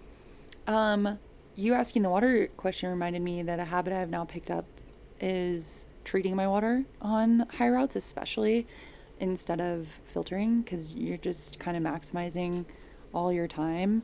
And it can take so long to filter that it just isn't worth it sometimes. I would say most of the time on a high route, like you want to use that time resting or moving. Are you using Aquamira? I was using Aquatabs. Okay. Leslie has Aquamira, and so sometimes I used theirs. And on the Wind River High Route, I didn't bring like a bunch of Aquatabs because I wasn't planning to do that. And then I used a lot of their Aquamira. But yeah, Aquatabs, Aquamira, whatever your preferred water treatment method is, I would recommend it, honestly. So you didn't bring a filter at all? I did bring one, but I didn't use it. Mm. Maybe I used it like once or twice on trail days. But Yeah. And that's solely just to be more efficient with your time. yeah. Because when I'm sitting, like, these are so exhausting for me that I'm like, I just want to be sitting. I don't want to be squeezing. Yeah. And there's not really a lot of opportunity. Like, I'm a big fan of the walk-in filter on a through hike, but can't really do that on, or I haven't found success. By off walk-in trail. filter, you mean you've got like a squeeze on top of your smart water bottle and you're drinking essentially dirty water? I will like hold the bottle I'm filtering into and then squeeze into it. Oh wow! And so, you're actually filtering as you walk. Yeah, All yeah. right, you're better at multitasking than I am. I would definitely not be off shit. trail. I'm not. Yeah. And yeah, I brought a tarp. I didn't need it. We didn't use it. I set it up the first night to make sure I knew how, and because that was my first time setting it up. And then I set it up one other night to see if it would help with the mosquitoes, and it just trapped them in. So can't recommend. I knew that like it wouldn't help with bugs, but I was like maybe I was like maybe they won't be able to figure out how to fly under. They figured it out. Which tarp? The Zpacks Pocket Tarp with doors. Mm. I like being able to. I don't know if I'll ever be on the level of like having the tarps that are just angled the right way. Yeah. I like being able to close myself in. Yeah. So, and it's like 5 ounces. So. Nice. And then I have the bathtub with it too, which I really like having a DCF bathtub, so I don't have to worry about a ground sheet. I use that as like my cowboy camping setup the whole time, which is primarily what we did. Question for both of you. Yeah. Did you guys experiment at all with the iPhone satellite Yes. texting? I was going to say that actually. We had the Garmin, and we both were like checking our Garmin. But I messaged Josh a bunch on the satellite texting because I don't have to pay for it yet. Yeah. So I was like, when I resisted for a while because he was like, no, it's fine. Like, I'll be fine. And then on like day 4 or 5, I messaged him a decent amount. And then, but that was pretty much it. I think he's really the only person I texted. But yeah, it works pretty well. Yeah. It's pretty easy. Okay. It's like, it's the one thing that's like, you could see this as annoying or not, depending on your preference. But like Garmin's, you just kind of like stick them out, make sure they have a clear view of the sky, and eventually it sends, which I personally like because I don't want to have to sit there and like. That's the thing with the connect to satellite on the iPhones. You have to turn so that it connects to the satellite, and then you like keep it aligned. So like, if I was texting him like at camp, I would like sometimes I'd just be like holding my phone like this and. It was just kind of annoying. I'd rather just like send a text and just throw my phone away. Yeah. But very convenient if you need to get in touch with someone. Yeah, totally. Yeah. Any particular reason? I guess you had the Garmin, so you didn't feel like you had to use it. I was just curious if it crossed your mind. It did cross my mind straight up. I just couldn't figure out how to use it, and I couldn't be asked to put in more effort. So Good. That's what it was. Yeah, good. That's how I was the first couple times I had like the prompt when I was out. I was like, I don't want to do that. Mm-hmm.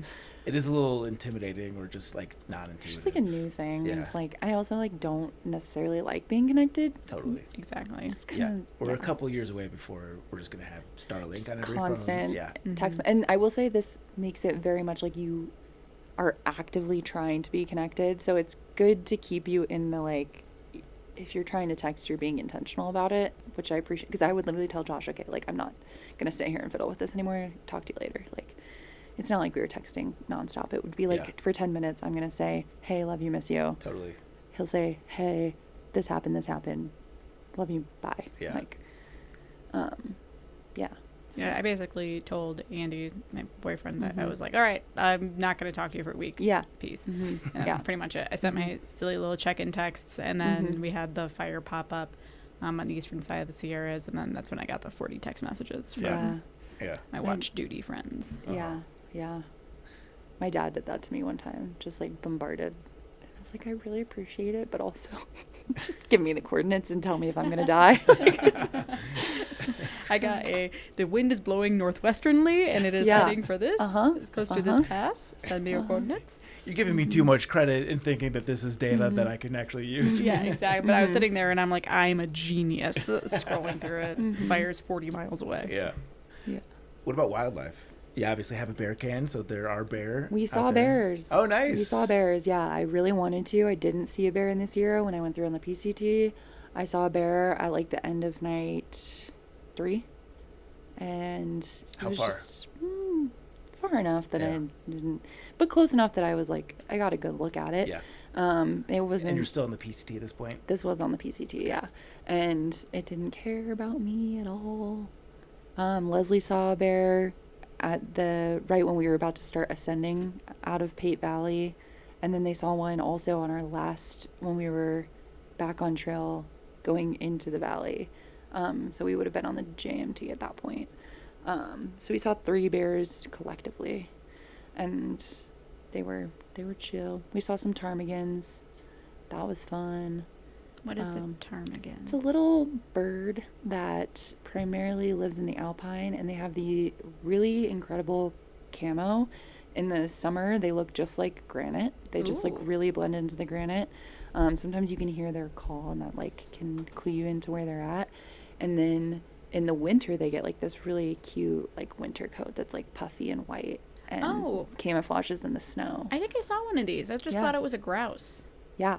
They're different than grouse, but they're, I hate grouse. We did see and hear some also grouse. hate grouse. I have beef with grouse, whereas ptarmigans are lovely. They don't do that thrush thing. Yeah. Yeah. Yeah. I've only that ever was had really Bedouins. accurate. I actually surprised myself. I needed redemption after my British accent yesterday. The worst British accent I've ever heard in my entire life. Rough. Fun fact, the first time you see that bird, it's called a tarm. First time? And then I see it the start second time. again. All right, guys, that's all the time we have today. Thanks for tuning Be sure to in. tip your waitress. Oh man. Yeah, so I just completely derailed Elise with that terrible joke. Bears, that was great. ptarmigan. Ptarmigan. I'm trying to think of. I mean, I think we saw some deer. We definitely saw some deer.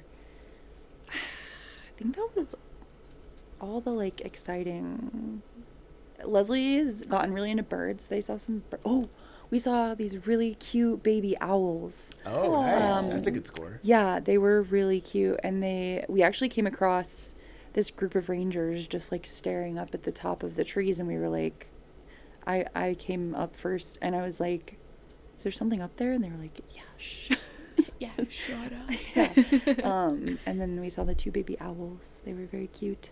That's cool. Huge claws on those little fluffy guys. So that was neat. I think that's, I saw some fish. I tried to fish the first half. It was very overly ambitious of me to bring the fishing pole to begin with. Josh would not let you not bring your rod. I really wanted to. I was know. like, I passed so many lakes on the Wind River High Route that I was like, oh, I wish I had a fishing, but there was no time. And then I was like, the Yosemite High Route was supposed to be a little bit easier. I was like, maybe with that like extra 20 minutes. But then my mental and physical space was all. I did fish like once. I didn't catch anything, but I fished a little bit on like the approach, and that was pretty much it. And then I ditched the pole to save some weight. So I saw your video. You caught a massive, was it a rainbow? I know not on this hike. Yeah, in the Black Canyon. We go to the Black Canyon a lot. How big was that thing? That one I think was like 18 inches. Massive something fish. like You that. caught a rainbow-colored shark out there. Yeah. Big boy. They're big rainbows in that part of the Black Canyon. That's not even the biggest one I've caught down there. Wow. Yeah, they're huge, and there's some nice browns down there too, but the rainbows get really big. Were you able to see the trout in the water when on the? Would it frustrate you when you were fishing because you could see it swimming by, not biting your bait? I feel like that would piss me off. I'm trying to think, where was that recently that I was basically sight fishing, and this was actually in the Gore Range, but I went on a run in the Gore Range and brought my fishing pole, and it was basically sight fishing to like some brook trout, and they were going for my bobber, like my indicator for the fly fisher people out there. They did not want what I had tied on. That was really frustrating. But this one, I felt like every time I passed a spot where I saw fish, I couldn't stop then. And then I only fished like a lake that I couldn't even really. They were eating topwater, but not my flies. So I don't know. I did see a lot of the fish jumping out of the ponds, and that was the first time I've ever seen that when I was out there, and that was hilarious. Yeah, that's what they call, like, they're eating topwater, like bugs that are on the surface. So you fish dry flies to those, and I had dry flies tied on, but they just... Did you ever Karate Kid just like grab one out of the air? That's what I thought fly fishing was, actually. I used to think you They're tried flying. to catch them in the air. Yeah. Josh has caught a fish with his hands. I don't think you're really supposed to do that, but they're In theory, I feel like that's more humane. Is that the word? Yeah. Because like you're not getting a hook in its body. Yeah, I don't know. I think you're just... Yeah. It's just taking away the discouraged. sport element, I guess. Yeah. There were just so many in this one spot, and he like went for it with his hands, and he did happen to get one, which was but that's definitely not common that you'd be able to. Yeah. So. If you hadn't brought the rod, I think that you would have regretted not bringing the rod. And then since I brought it, I was like, okay, I know now I didn't make enough time to fish. I just needed to ditch it. So. Have you ever had a successful backcountry, like backpacking fishing on the high route, or no? Oh, not on a high route. No, but just on a general trail. Yeah. Yeah, we've done whenever we go to the Black Canyon, we backpack down there and fish, and it's great. And then we did a trip last year to a lake in the Gore Range and stayed for like a day and fished the whole day. It was great. Sounds so nice. Yeah, it was lovely. It's a great way to like do a slow backpacking trip. It was fun. Is there anything else worth covering here? I broke both my trekking poles. Oh, wow. Oh, no. We're using carbon. Yes. One was, I think the tip got pulled out in the snow. So it didn't like snap. The tip got pulled out, and I didn't notice until later. And I talked to my friend, and she said it was a warranty like claim. And then I was down to one trekking pole, and then crossing a water crossing, trying not to get my feet wet. It slipped. I slipped. It snapped.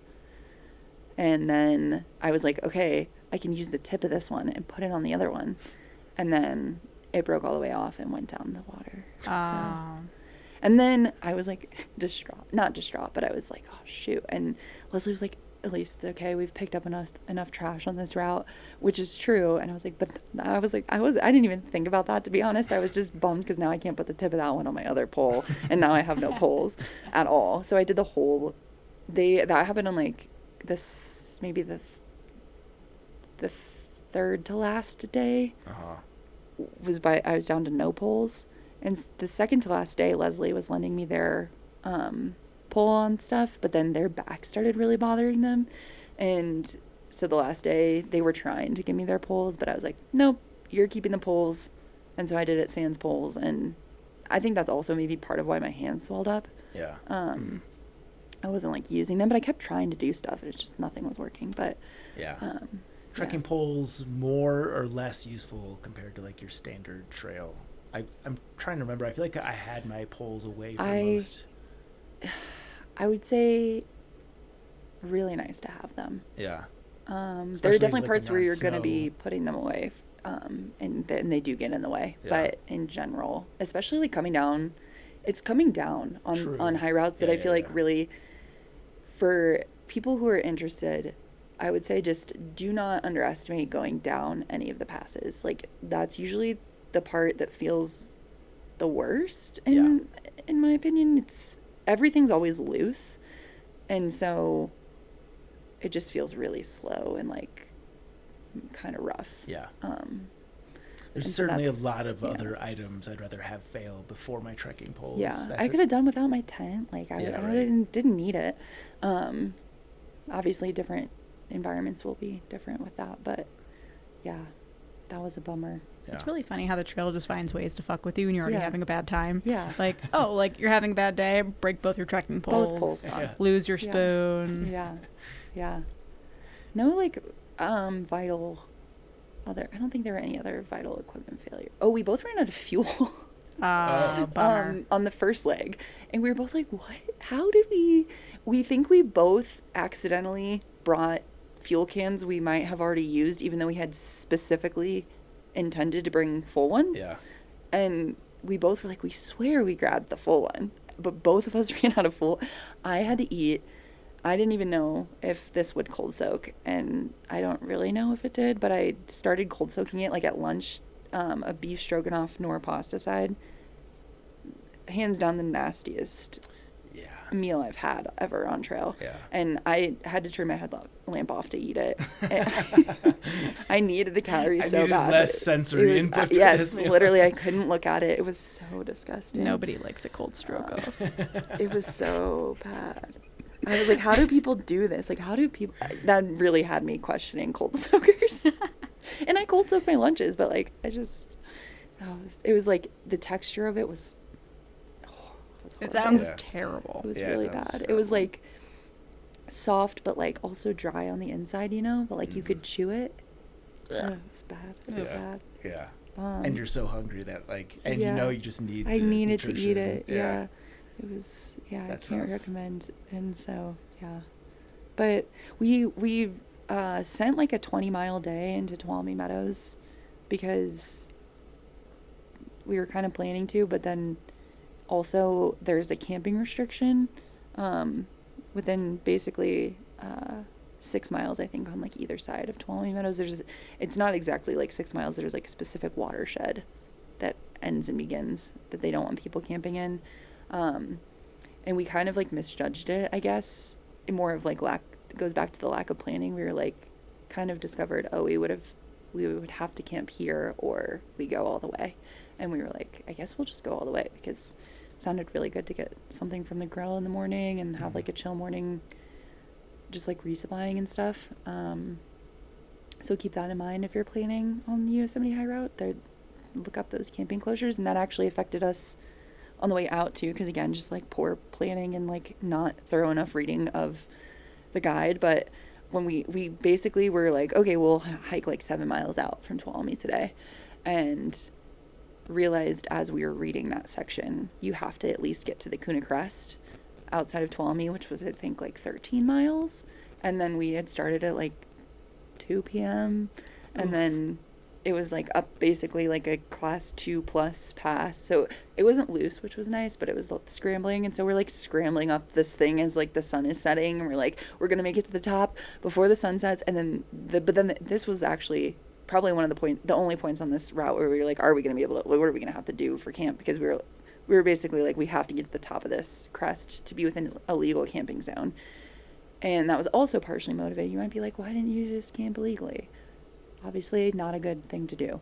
For one, you would have to go like off trail like a mile in the other direction to find a legal site. And we were like, if we're gonna have to go off trail a mile in the wrong way, we might as well just send it tonight on the route. And then third, we might end up submitting an FKT for this. It's kind of cool. like it's not like we did it fast. You went from crying about thinking you were holding your hiking partner back because you were so slow to being like, actually it was the fastest known time. we went into it being like, hey, there's no mixed gender team record. So like there's no existing record. That's the only reason we're like, Yeah. so we were like, we should really, Establishing. we had to like really follow, we had to make sure we hit the waypoints and stuff. And which I think was also added like a good self-accountability. It was like, well, we might submit this for an FKT, so we like have to do this. So that like helped with motivation, I think, too, weirdly. But would be very easy to be. I think our lapsed, it was technically 6 days on the route, and our lapse time was like 157 hours and 22 minutes. 6 days, 13 hours, 22 minutes. What was your total mileage? 160, but that time was only for the 94 miles of the route. Mm-hmm. But yeah, so that night though, we camped on top of the Kuna Crest, and it was literally just like, we were like, we don't know if this is gonna all just be rock and there's nowhere flat. And there were like, it was one of my favorite campsites that we had the whole time. It was like, basically we're on top of this saddle, and there were little spaces in between big huge chunks of granite, and we just like nestled down in there to like get protected from the wind. And I love a campsite like that where like I can have a shelf next to my bed from the granite. And you guys average, is the math right, over 15 miles that per day? That sounds right. For you complaining about being slow, that's so fast. I will say, like, things really did turn around after that second day, or on that second day of the route, and I felt much better. And like we did a 20-mile day that day into Tuolumne, which took us from like 6 a.m. to 1 a.m. But and then you woke up the next morning and your face was swollen. Blown up. Yeah. So maybe that, I don't know, maybe Joy. that was what started the whole domino effect. But yeah, we still did. We were able to put in some good miles. It felt good. Yeah. Yeah. I'm so impressed by your attitude about the trip, because I mean, like, you had so many setbacks, but like it was so beautiful. You had such good quality time with your friend. Like, it's just nice to hear you didn't walk out of it being like, so much went wrong and I felt so shitty, and it was like a total bummer of a trip. Instead, you're like, it was beautiful, but it had its moments. Yeah, for sure. I think it was a great learning experience in that regard. And I mean, I got to enjoy like 7 days of it thoroughly. Not that they weren't still challenging, but like those first 4 days, and really just the 3 that were like after day 1, were just another, I like to look at it as like chipping away at the pain cave. And if I had an out on like after that first day, if there was an easy out, I don't know, I might have taken it. But also in the past, like I kept thinking about, there was this moment in the Great Basin, on the CDT where I was like, if a car comes, I'm sticking my thumb out. I'm out of here. I feel horrible. Leslie also had a theory that maybe I have Giardia or that I was pregnant because of everything that was going on. I'm not pregnant. But I am going to get my stool tested. Because there was GI issues intermixed with all of that too. I forgot about that. We both shit our pants. We can't skip that. So many things happened. But yeah, and so plus 14 days of no shower. Yeah, it was a lovely combination. Things were great. But yeah, so, and then a car drove by and I didn't stick my thumb out. So like, I know that I'm stubborn enough that sometimes like almost too stubborn, then I'm like, I think I let myself fantasize about quitting when there's no actual way to quit. Like, and then maybe my brain just got on board and was like, well, we're not bailing, so might as well enjoy it. I don't know. Yeah. Well, congratulations. Thanks. You did the thing. Yeah, it was awesome. Not an easy hike for under any circumstances, especially given what you were dealing with. So, yeah, kudos to you. Thanks. Yeah, it was great. Highly recommend. If you're looking at high routes, this is a good one to do. Cool. Badass. I know you've answered this 1,000 times, so we can ask a different question if need be. But this is the Stay Salty question presented by LMNT. Yeah. Use our URL, drinklmnt.com/trek. Do you have a fresh, hottest take for the outdoor world? I thought about it, and it's related. DCF is a horrible material for backpacks. I don't know if that's really a hot take, but it is. It's bad. It's great material for tents, bad material for backpacks. Why do you say that? It doesn't hold up well to friction. It's the way DCF was, from my understanding, developed. It's the strength that they talk about with it being like as strong as steel is to punctures, whereas it is not that strong when it comes to friction. And I got a hole in my backpack on day 1. Wow. Yeah, it was not a major hole, obviously. It didn't cause any, it wasn't a problem, but there was a hole day 1. From where my bear like on the seam, or it was like on the front where that DCF material was. My bear can, I guess, was like rubbing up against it, and I'm thinking maybe it also rubbed between my bear can and a rock or something. I don't know, but I just I just noticed the first day I looked at it and I was like, oh, I can see my bear can. Wow. Yeah. On day 1 too. That's rough. I'm pissed. I guess I was not happy. Rain. And I don't know. Yeah. And I don't know if I should say this on the podcast, but I bought this pack from REI, went to return it, and they were like, you can't because it's a satisfaction guarantee, not a normal wear and tear. And I was like, I feel like a hole on day one isn't normal wear and tear. Also, and they I'm were like, unsatisfied. yeah, Right. exactly. And they were like, well, if you said like your shoulders hurt, I was like, well, my shoulders also did hurt. Yeah. Does that change anything? Right. And they genuinely did. They went away. But yeah, they were like, you can't. So I'm going to go back to a different cashier and say my shoulders hurt. But Did that work? I haven't done that yet. Uh-huh. But I was like, I'm not going to argue with someone. Like, it's Yeah. not your policy. I don't know. It was strange. So just FYI, Yeah. if you're doing the REI return. warranty has certainly gotten watered down over the years. Yes, and I don't, and not that it matters, but like I don't abuse it because Yeah. I get that they're a huge corporation, they're gonna be fine, but like I also try not to buy things I don't need or whatever. And this was like an instance of, wow, I got a hole in my pack on the first day. Like that's what a warranty is for. yeah. Yeah. And I haven't tried reaching out to the pack brand, which I could also try, but yeah, I liked the pack besides that. Yeah. I just don't think DCF is like a great pack material. Yeah. Okay. I Nice. mean, you've got the war story to back that up, so that's valid. Sweet. Let people know where they should go to keep up with you, see some puppy photos. Yeah. My Instagram is Elise.Ott. YouTube is Elise Ott. Same with TikTok. I did make Pippin his own Pippin Mountain Pup Instagram. TBD on how active I'll actually be on it, but I'll probably repost everything to my Instagram anyway, so or collab on everything, so Yeah. that's a good place to go for Pippin pictures. Love it. Well, congratulations again. Thanks. I've got an oddball for today's bonus segment. This is fun food nutrition facts. I don't have a Sun Hoodie review. It's been Murphy's Law for like the last month and a half between grade 2 hamstring strain, the smoke in the air, and then being 100 degrees just Yeah. has made it difficult to A new puppy. puppy. I traveled internationally. Sixth excuse. Yeah. Yeah, it's been a run of things, but yeah, I'm still gonna work through them. But this is fun food nutrition facts. Back when I was very into like my paleo days, I picked up some of these and I've just been hanging on to them, and I've added a couple with some additional research. I think you guys will be enlightened by this. The first one is, when you're cooking with garlic, crush the garlic and wait for 10 minutes before cooking with it. So crushing or mincing raw garlic ruptures its cells, triggering a reaction that produces allicin. You've probably heard of allicin, not the name. Cooking immediately after cutting cuts that process short, so you get way less of the allicin, like if you mince it and then just throw it into the pan shortly thereafter.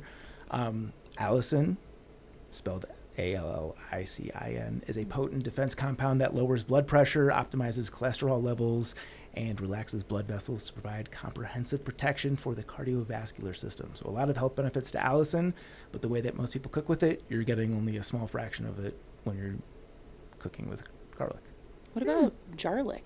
Like if you buy The thing that I saw was the allicin kind of peaks around the 10-minute mark. So you want to I think if it is this, we're past my skis at this point, so I'm not totally sure if like getting like grocery store crushed garlic is better than just cooking with it right away. But from my understanding, using raw garlic and then waiting a little bit to let that process go through fully is the best approach. So that's implying though that I haven't already put the oil in the pan and it's already smoking by the time that I'm finally finishing chopping up the garlic. So this has switched the order for how I do things. Like when I see I have a dish that has garlic in it, I always cut the garlic first before I start doing anything else to let that process start.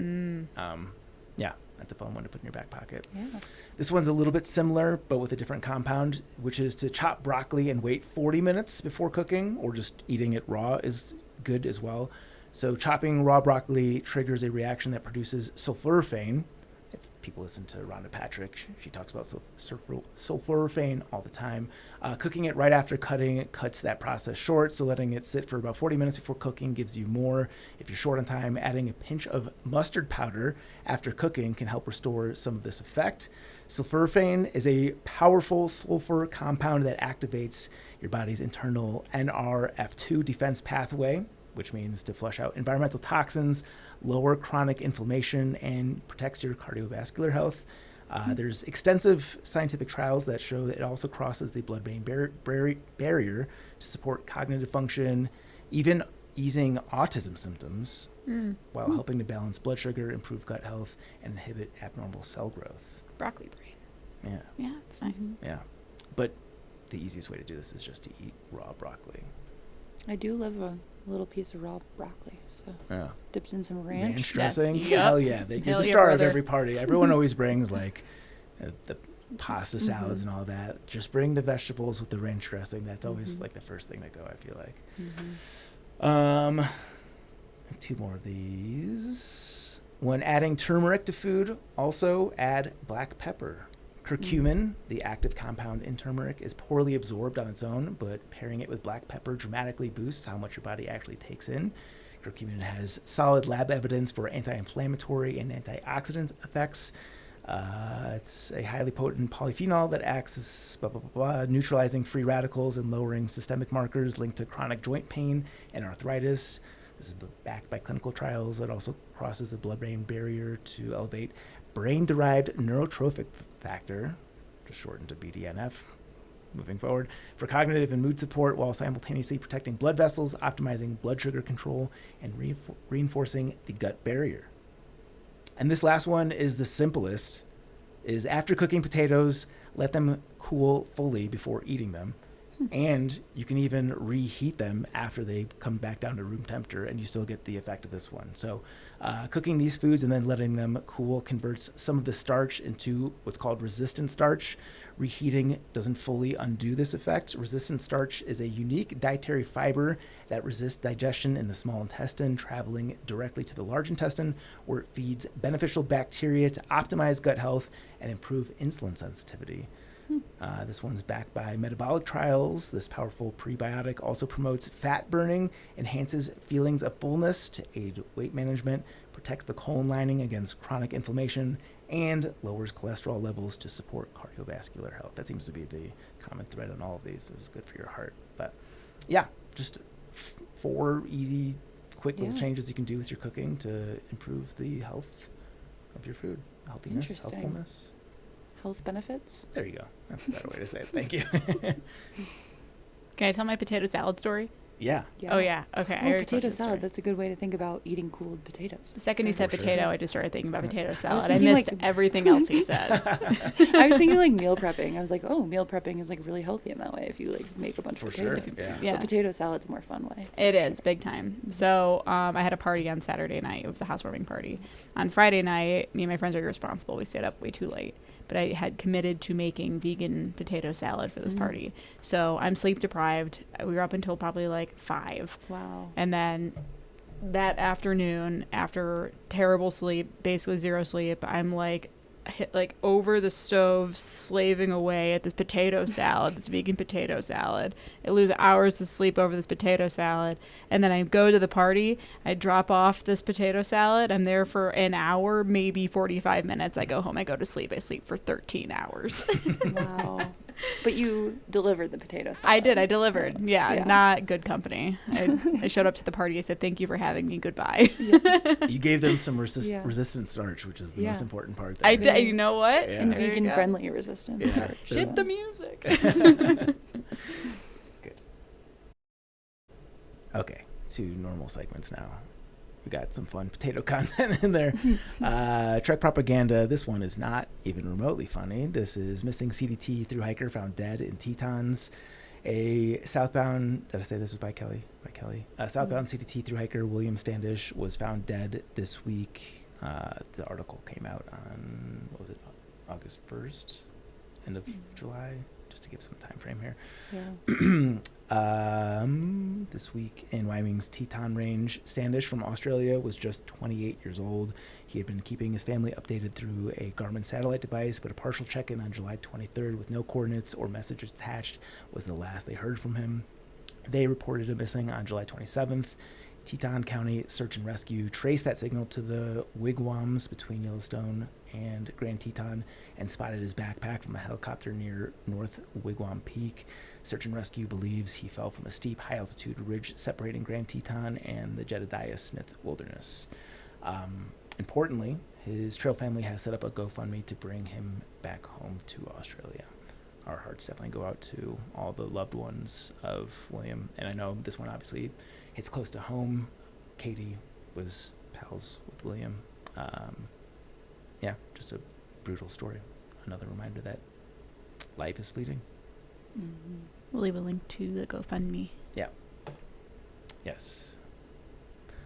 I'll kick it over to you. We'll do some Trek blogger propaganda here. Sounds good. I want to take this opportunity to give a shout out to Starlight. That's Kaya, who I met on the PCT when I was hiking on the JMT. She's been prolific. Oh, yeah. She's definitely one of our, I would say, like, top most like high quality writers of the season. For sure. And also so nice. Yeah.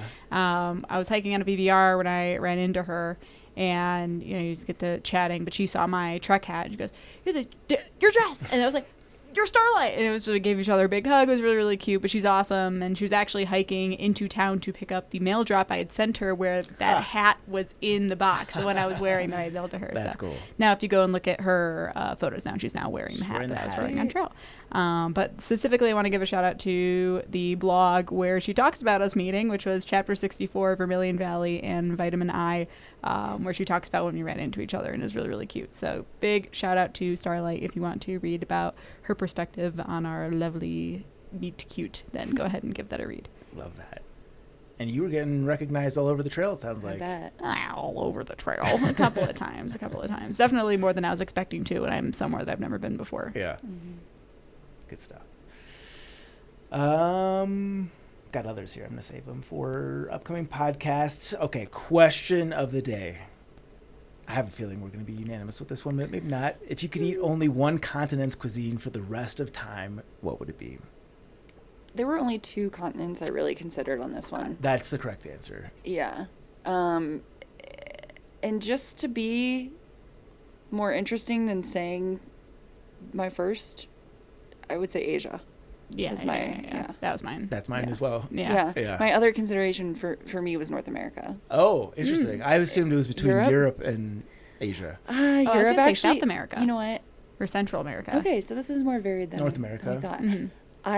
The reason I was thinking North America, and granted this might be cheat code, but I can pretty much eat everything I already eat. Yeah, and then also like Mexican food is included in that. Yeah, do we get to include See, Asian cuisine in North America? Right. Does that count? I think no, but then there's certain things where it's like once it's become fusion. Right. Like do Tex-Mex. we get to include it? Yeah. Right. I think once or like certain Italian foods were Olive Garden. yeah. Just thinking pizza, Americanized pizza versus exactly. like margarita sure. pizza. For sure. Yeah, so I don't know. I think it gets pretty gray when you're talking about North America. So if we're talking hard and fast rules excluding most things, then North America is off the table, which is why I went with Asia. Yeah. But I don't know. For me, it's Asia pretty easily. Yeah. You do have to give some consideration to Europe.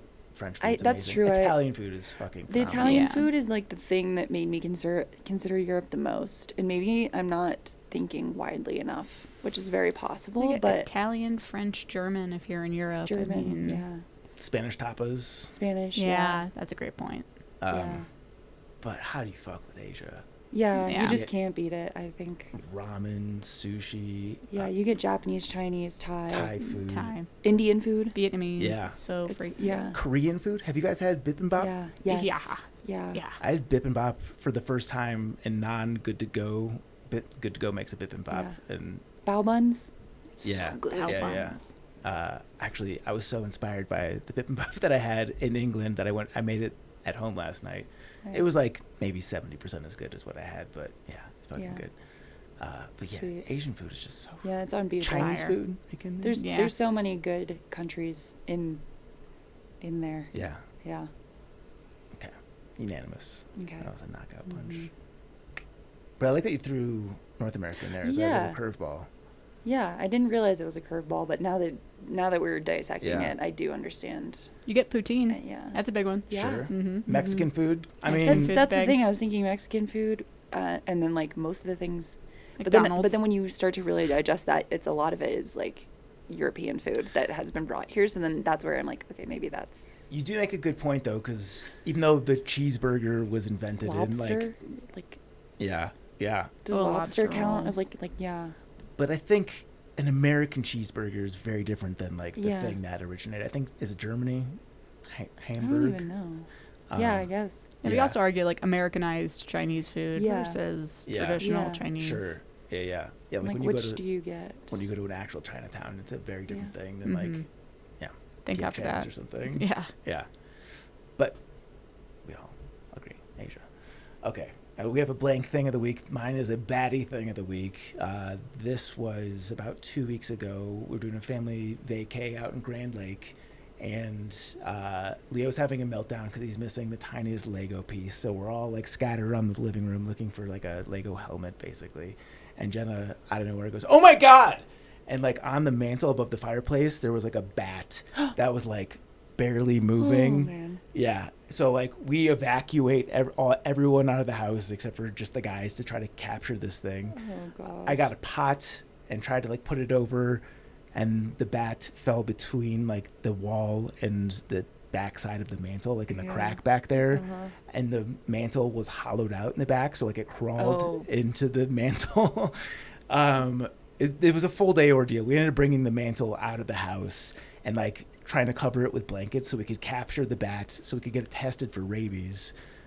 If you're not familiar, being exposed to a bat apparently is a huge fucking It's a deal. huge Yeah, thing. big It's a time. huge deal. Even though it's very rare that they would have bitten you. True. The problem is you don't know. is you don't know, and if you do get bit and you get rabies, you can't die. treat it. Yeah, you die Yeah. unless you get the vaccine before the symptoms start. Not true. Oh, really? So I've gone through this process my now. gosh. So they do a prophylactic. You're somewhat close. They do a prophylactic rabies shot, which is, if the rabies actually develops in your system, then you're a goner. But it takes, I think, on average, it's about a month for the rabies to actually develop after you've been bit by a rabid animal. At least I can speak to a bat because I've done a lot of research at this point.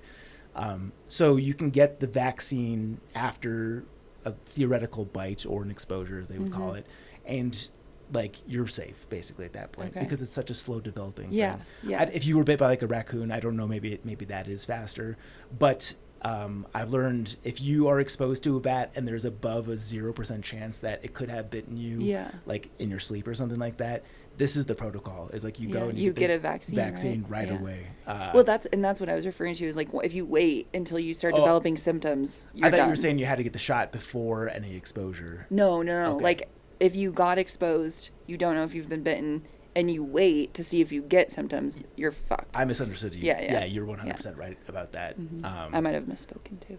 But yeah. I've seen videos of people who get rabies, like the stage where like they can't consume liquids.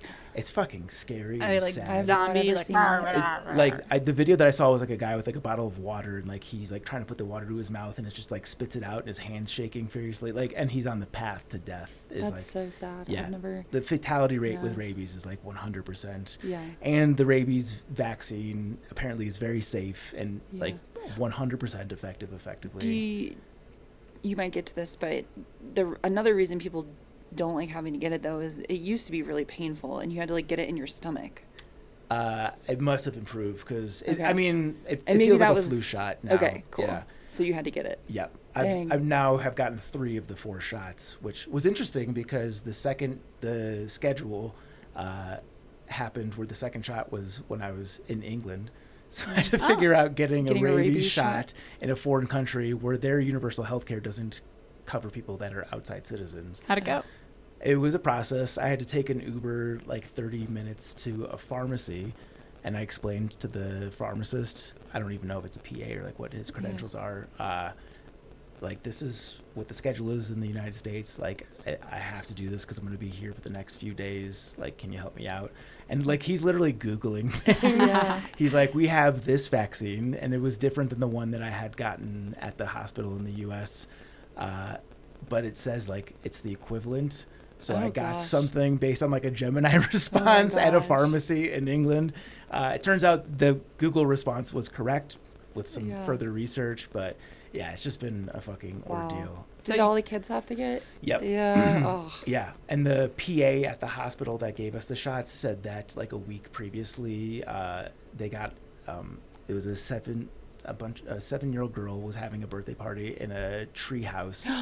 No. And they woke up and they found a bat in the treehouse the next morning. So like all 12 girls had Oh to go to my the hospital and gosh. get their rabies The poor shots. parents of the girl Yeah. at the birthday party. Yeah. Like, hey guys, sending your kids home with potential rabies. Yeah. Sorry. Goodie bag. Yeah. That we totally had a bat in our cottage one time. I definitely didn't get a rabies. Well, I'll have to ask my mom about it, but Yeah. I guess we just lucked out. It is for a bat Yeah, to it's be super rabid rare, is super but rare. it's like the consequences Exactly. of potentially getting it are so severe that you might as well. You have to do Yeah, it. So you did you should. catch this bat and get it tested for rabies? So that was what we were trying to do. So that you could maybe avoid that. Exactly. Yeah. Is if we got it tested in time and we found out that it didn't test positive for rabies, that we wouldn't have to go through this. But the bat escaped. So Oh, it was got just it. like every small percentage chance that it could have been a rabid Yeah. bat that bit somebody. Yeah. It's just like we had to go through with it. Yeah. And I totally, and this is not, I think that's the best course of action. If you have, or someone who has a big fear of bats, there's a really good ologies podcast about bats and how rare it is for them to bite people. So just in case this like ignited any of your fears, I highly recommend, because I used to be like, and I still don't, I'm still going to get a rabies shot if I think I was exposed. Yeah. But that podcast gave me some peace of mind for like, if you ever, like sometimes you're in the backcountry and you see them swooping and it kind of like freaks you out.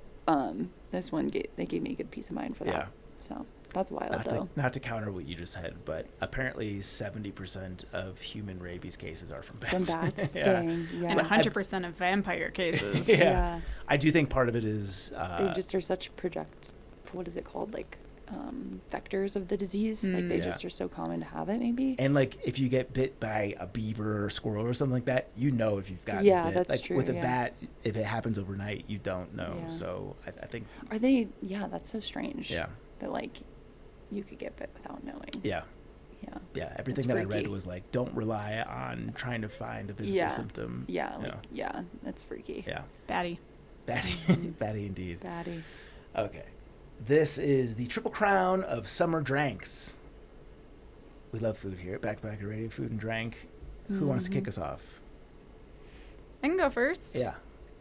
An Aperol Spritz. Ooh, I don't have that on my list, and that was an oversight. That is the official summer drink. It is big time Appy Yeah. Spritz summer. Yeah. That's the one. I like mine a little heavy on the Aperol. Me too. I like a little sweetie pie. Have you ever had a Lillet Spritz? No. No. It's like a white wine aperitif instead of the Aperol. It's sweeter. So Ooh. if you like Aperols, but they're a little bitter for you, Yeah. I'd recommend a Lillet Interesting. That sounds Spritz. great. Does your brewery do hard alcohol? We don't, but we do Aperol and Lillet 'Cause- Spritzes. Yeah, yeah. I mean, that So makes like that's like the sense. only cocktail we make. Got it. And now we have an Aperol Spritz slushy. Ooh, So, that sounds real yeah. nice. That's the drink of the summer That right sounds there. real good. Yeah. It is good. All right, you want to go next? Yeah. Well, I'll stick on the alcohol theme, and then none of my other ones will probably be alcohol, but mojitos. Hell yeah. Love a Another mojito in great the pick. summer. I had neither of those on my Love list. Those are mojito. both excellent picks. Yeah, no notes. Mine is also alcohol. I have a couple of alcohol ones here though. For me, just a Mexican lager, just like a basic bitch. I specifically like a Pacifico out of the bottle Yeah. with the lime wedge. Yep. That's just like they're like 4%. You can drink 100 Yeah. of them. Yeah, don't drink 100 of them, guys, but you can. Hydrating, delicious. Yeah. My next one, this is just a weird me thing. I'm sure that nobody else, maybe not nobody, but I really like the mixture of kombucha, sparkling water, and lime. Yeah. And does sound kombucha good. is already sparkling, but I just like watering it down so I can have a couple of Yeah. them. I don't know. Mm-hmm. And then just adding a little bit of citrus to it makes it nice and fresh. Kombucha can be a very powerful flavor. Yeah, Yeah. Yeah. for sure. Mhm. For sure. That sounds delicious. I'm going to go with what the kids are calling a fridge cig these days. Stole mine. Yeah. Oh, yeah. Diet Coke. Ice cold DC, baby. Yeah. This was Diet Coke before I filled it up with water. That's funny. We drink a lot of, we do Coke Zero here at the Trek office, but Okay. yeah. Cherry Coke Zeros. I'm basically Trump with all the Diet Coke that I consume. Yeah. I've been on a bad kick lately. But Me too. I've been awful. That's several a day. They're so good. They're so good. They're so good. And it's like you're a little bit hungry. It just gets rid of the hunger. It scratches the sweet itch. They're fucking Just like a awesome. little afternoon pick me up. Josh Yeah. just comes home with like he drinks Dr. Pepper and brings me a Diet Coke, and I literally told him, I was like, we gotta stop doing this. Weekends only. Yeah. They're so good. Weekends only. Yeah. I'm not gonna stop. I don't care. No, I love yeah. it too much. Can't stop. And won't well, stop. and then those studies came out that show that like the aspartame you'd have to drink like an ungodly amount Yeah. for it to actually affect you. So I was like, that was all the permission I needed. From my understanding, the dose which showed to be like carcinogenic in mice was like the equivalent of you having to drink like 150 per Yeah, day. yeah. It's Yeah. not a fair comparison. Yeah. I'm not saying that I think these things are necessarily healthy to drink, No. but when people say like, oh, this is carcinogenic, I don't know if the science necessarily supports that at this point. Diet Coke is far from the worst thing that I do to my Yeah. body. Yeah, that's, I mean, exactly. Yeah. that is a weird one to nitpick. When, Yeah. I'm There's so much talking worse. about drinking 100 Mexican lagers. Like that's the Diet Coke is a better Number option. one carcinogen. Yeah, right. I do things for fun that make my feet peel when I return. I think a few Diet Cokes are going to be just fine. Sangria. Love that. Love Yeah. sangria. Got Yes. the fruit in it. Very Yeah. cold. Love a sangria. Yes, hell yeah. Very yum. I would also argue that. Do you make sangria? I've never made it. No. But I will get it. Is it Done just cheeky? wine and fruit? No, is there more to it than that? Wine, fruit, and then it's maybe they add something. I don't Is there know. sugar in it? I want to say that they add something heavier. I feel like you're right. I feel like It always tastes sweeter than just It regular. It always says gets me drunker than I red think it's going wine, to. brandy, Brandy. or orange liqueur. Yeah. Yeah. Okay. Yeah, sangria is nice. And then also Coke related, a Capsacola, red wine with Ooh. Coke. Ooh, yeah. Excellent. I've heard of that. I I've haven't never ever heard had of that. it, but Red wine. and Delicious. Coke. Coca-Cola. Yeah. Coca-Cola. Yeah. Well, Coca-Cola. thank you for clarifying. Wow, I did not know that was a thing. It is unreal. It's super good, and it will destroy whatever day you have after. It is a Yeah, it gnarly sounds- hangover. Sure. But it I is mean, red delicious. wine for me in general is that way. Yeah, which you I just guess- take sugar and you just add like a bunch more sugar. Yeah. It's amazing. do they call that something else too? Like, Um, do they call it cheer wine in the South? They could. I don't know. I thought cheer wine was like a separate thing, like its own probab- soda pop. Soda pop. Yeah, it is. It is. Mm-hmm. I think maybe I just misinterpreted that. Oh, yeah. Have you ever done the peanuts in Coca-Cola? No, I haven't. I haven't either, but that's also a very People southern put thing. peanuts in Coca-Cola? They soak, peanuts in Coca-Cola. Hmm. Big thing in the South. Maybe it's not called a Capsacola. What do you call that? They just make up that word. Red wine and Coke drink. Yeah, there is a word for it, I thought. Oh, but- Calimozzo. That's it. Okay, I did I was- not know that word. I was thinking of prosciutto. That's Oh, the yeah. real thing is I love Calimozzo. prosciutto. I know we're not talking about meats, but prosciutto is probably my favorite deli meat. Yeah, let's change it. Triple crown of processed meats. Have you done this with Diet Coke? Speaking of fridge cigs? Now it's Diet Coke, but now I should. Now that we're Yeah. talking Yeah. about Yeah. it, It might help with the hangover. I wonder if like less sugar Right. content. that's possible. Unless it's really good and I drink twice as many, and that really does not help with the hangover. Yeah. Elise. My last one I think is gonna be a lemonade. I've been really craving like lemonades after runs. Specifically, Chipotle's like mix of their in-house like lemonades that they make. Like the tractor beverages kind of thing. They're like fancy juice lemonades. Yes. If you can like mix some of those together and delicious. I did have Elements lemonade specifically on my list, nice. so we'll just round that up to include that. And I didn't include it because they're title sponsor. They are our title sponsor. It is good though. It's I so had fucking I good. had a lot of Element on my Yosemite High Route. And then I started to think that maybe my feet and hands were smelling from too much salt. Mm. And that's just from a diet perspective, and like maybe my kidneys were freaking out. No. But I will But say, it helped me on the days that I was really hot. Yeah. And like before the swelling started, I was like, they hit the spot. yeah. I've given LMNT to apparently friends that don't consume as much salt as I do, and they've said that they will get like swollen ankles in the morning when they drink it. So I have never experienced that. I hadn't prior to this, which makes me think I don't think it was related, because I've done far less physical activity and had LMNT and not had that issue. Yeah. I get that issue with Maruchan ramen. Especially if I have it on a backpacking trip and I wake up, my face is a pumpkin. Yeah. My last one.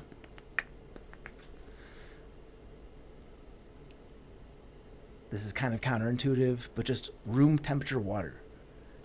Because I'm so dehydrated, I can just house room temperature water the fastest. Like I could drink basically a full one of these much faster than cold water. It's less refreshing on the palate. But you don't get the brain freeze. It don't get the brain freeze, but just in terms of like rehydrating as fast as possible, I've been trying to be more mindful about just like filling up 2 16-ounce glasses of water when I get home from work and just slamming them just to like get back to baseline from sitting hunched over my computer, consuming a Celsius, being like mildly stressed all day is like, that's a good way for me to just like With me reset going, my body. hey Zach, hey Zach, hey Zach.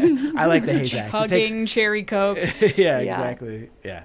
So shout out to room temperature water for doing its thing. For the record, I could not think of a more neutral answer than room temperature water. I know. It is a bad pH answer. neutral. Yeah.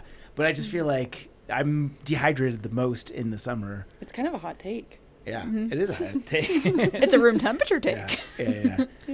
My honorable mention, this was the one I was stuck between with the room temperature water, is I like sparkling rosé. I'm not ashamed to say it.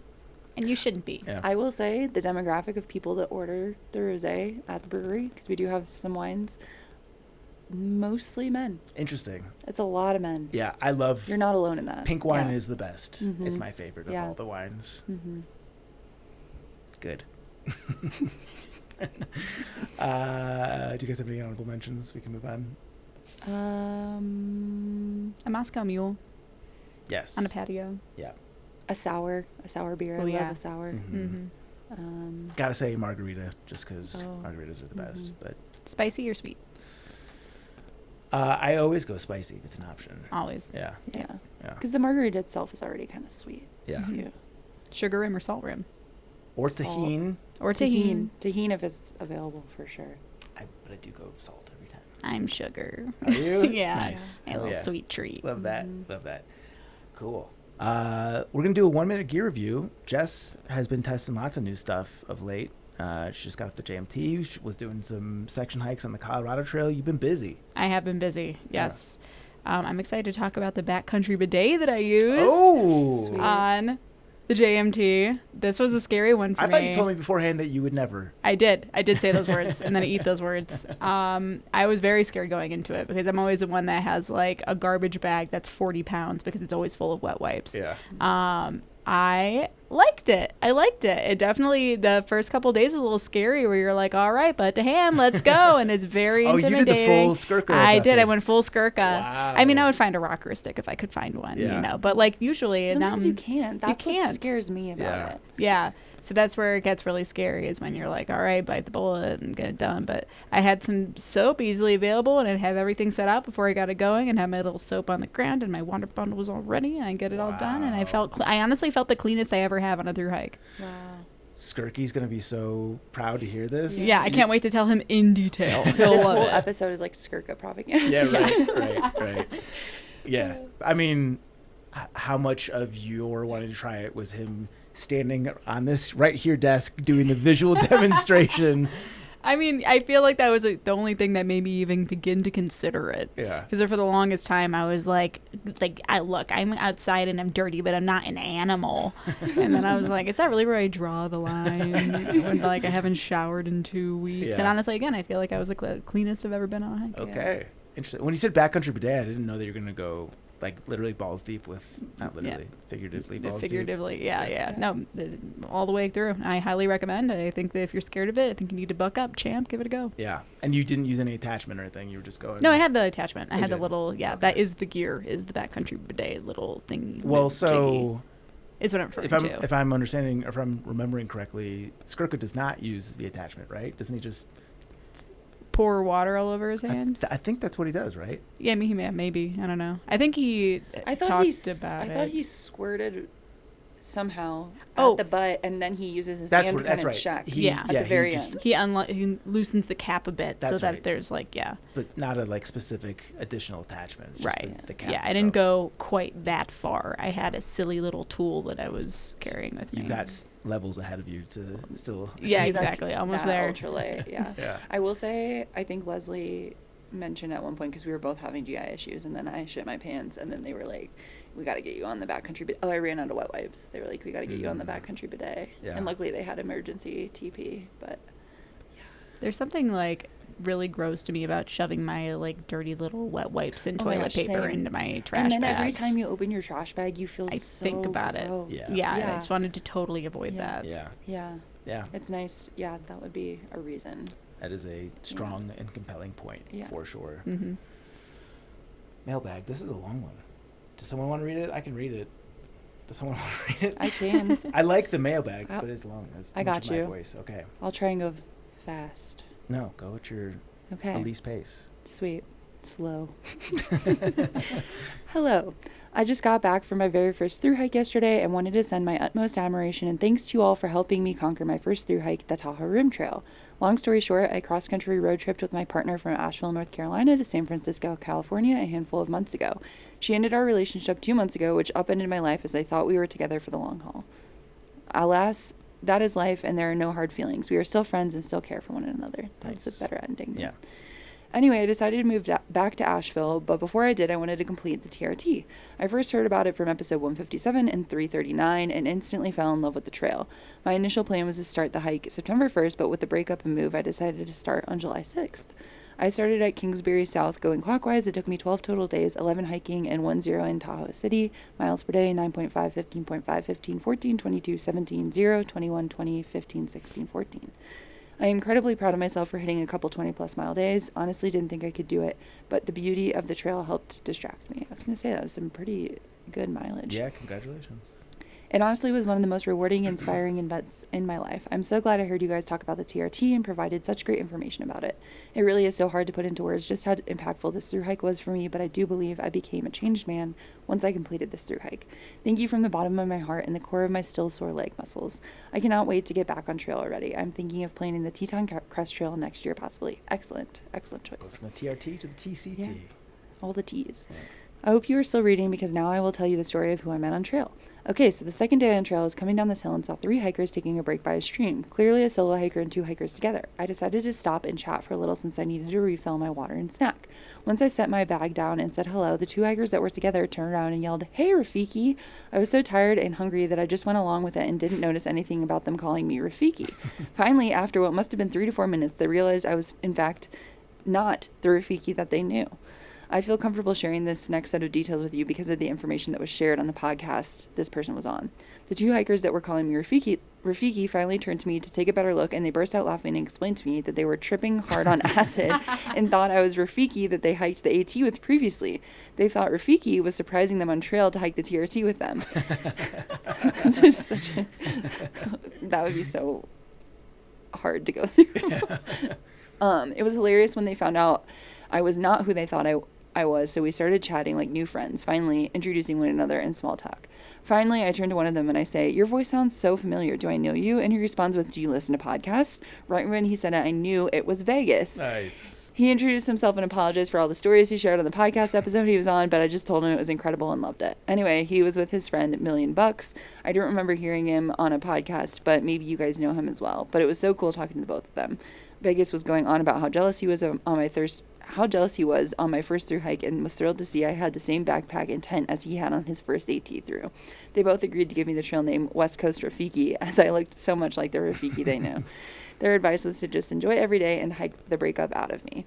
Took their advice and enjoyed every single day of the trail. Thank you so much for everything you all do. I truly appreciate the effort and work it takes to put out information like what you all do. Cannot wait for more. Happy trails, Kevin, West Coast Rafiki, Zernak. Love that. That's a great way to get your trail name. For sure. That is good. it's such a good trail name story. Yeah. And such a good email, Kevin. Yeah. Thank you for sharing that with you. Yeah, And and congrats on your congrats. through hike and the new chapter. Yeah. Well done, pal. 5-star review. This is from Love Dad.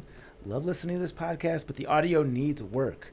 Listening to this in the car, in car, the audio mixing is often very rough, even when not in my car. Guests and hosts are all different volumes.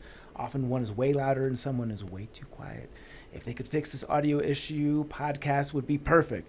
I love the content though. Keep it up. Again, that's from Love Dad. Yeah, we used to get that feedback, I'd say, more consistently in the early-ish days. Haven't heard it quite as much of late. If you guys feel similarly, definitely let us know. We always want to make the best possible audio experience for you. But like I said, the fact that we're not getting this that often makes me think that potentially a lot of dads just listening to older episodes. Yeah, so if you know the episode, if you can share the episode number For too. sure. Yeah, but all feedback is good feedback, so Mhm. thank you for that. And yes, if you guys want to hear your review on this podcast, head on over to Apple Podcasts. Leave us any number of stars. Just not 1, 2, 3, or 4. I was hoping you guys would both hit at the same time. That would have been magic. The fear in my eyes. I was like, what is it? Screenshot your review. Send us an email, podcast@thetrek.co, and we'll send you a Backpacker Radio sticker. Huge shout out to today's title sponsor, LMNT. They are the best. I am currently drinking the pink lemonade, in fact. Got very sweaty on my treadmill workout today. It's pretty boring, just 13% staring at the same That's bullshit. brutal though. Yeah. Like I said, I wanted to hike into the office for my house today, but AQI was not in a place where I felt comfortable doing that. But yeah, sweat my ass off on the treadmill and now enjoying an element. The flavor profiles are fucking awesome now. Pink lemonade's the best. Lemonade's the best. I really like the citrus, the grapefruit. But yeah, if you're sweating heavy, especially on trail, Element is a game changer. Use our URL LMNT.com/trek for a free sample pack with your order. Can I give a hot take? Please. I don't think that people are giving the chocolate flavors enough love.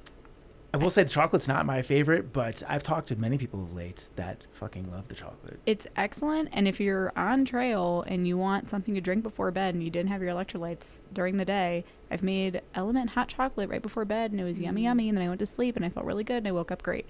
So if you don't want to make tea before bed, but you didn't do your electrolytes, you can do a hot chocolate Element. It's really good. I've heard people doing mocha, like adding it to their coffee in the I was morning. gonna ask, yeah. Mhm. I feel like that could be really good. Yeah. I'm just not a big, I like chocolate, but not chocolate flavored stuff. That's just a me thing. It's a me problem, too, because you don't buy chocolate for the office. That's by design. Gotta 'Cause upgrade the truck snack wall. Yeah. No, I can't get stuff that I will just munch through because you're not here every day. The days that you're not here, I will eat the rest of the chocolate. That's we need fair. like a lockbox where I don't know the code to get in. Oh, that would be cute. Just snacks. We could do like a Reese's lockbox. Or like a fingerprint safe or something like that. We need something where there's a barrier between me and the chocolate because that would be a real problem. I think that's really smart. Yeah, we don't buy sweets at our house because Zach will munch through them. I buy sweets at my house and Jess does much through them. Nice. Super big thank you to our Bob Peoples Award winners on Patreon. We're going to see who steps in to take the isms here. I don't know if I know all of them. Alex and Misty with Navigators Crafting, Alex Kindle, Austin McDaniel, Bill Jensen, Brett Mullins, a.k.a. Cruzy, Brian Alsop, Fables. Carl Lobster Hood, Christopher Marshburn, Coach for Marion Outdoors, Eric Casper, The Friendly Ghost. Eric Hoffman, Ethan Harwell Dunn, Jillian Daniels, Greg Knight, Greg Martin, Griffin Hay, Would You Bring Me a Beer, Haley Buckingham, Palace. Jackson Storm, Trooper. nice, Okay. Yeah, I didn't know that. Jared Not From Subway, Jason Kaiser, Jason I Miss Chauncey Snailer, Luke Netches, Maddie in Arizona, Patrick Ciancialo, Randy Sutherland, Rebecca Braveheart, World Jurors, Sawyer Products, The St. Louis Shaman, 13 Adventures. Is that a new one? No. Am I just completely having amnesia here? I don't remember their name. 13. I feel like it used to be longer though, like 13 something or something 13. Maybe the order changed. Yeah. I'll have to go and fact check that. If I 13 missed- Adventures is not new. Okay. Timothy I like- Hahn Solo. and Tracy Trigger. Fawns. Yeah. That was really weak. I had to prep and I didn't Yeah, prep thoroughly. it starts in the bowels. Thanks to Polly at Old Man Murph's Coffee Roasters. Go to ommcr.com. Get yourself some delicious beans. Thank you to Polly as always. You can follow us on social at Backpacker Radio on Instagram and TikTok and Threads, facebook.com/Backpacker Radio. You can follow Jess. At Just Hikes Trails on Instagram and YouTube. Elise. I know you said it. Elise Ott. Elise Ott. You'll find me. Appalachian Trials, Pacific Crest Trials are my books. Appreciate a review Chaunce's as well. Subscribe and follow us on Apple Podcasts, Spotify, or wherever you listen to podcasts. Follow us on YouTube. Hello, YouTube. And that is it for today's show. Thank you so much for listening, and happy hiking. Bye-bye. See ya.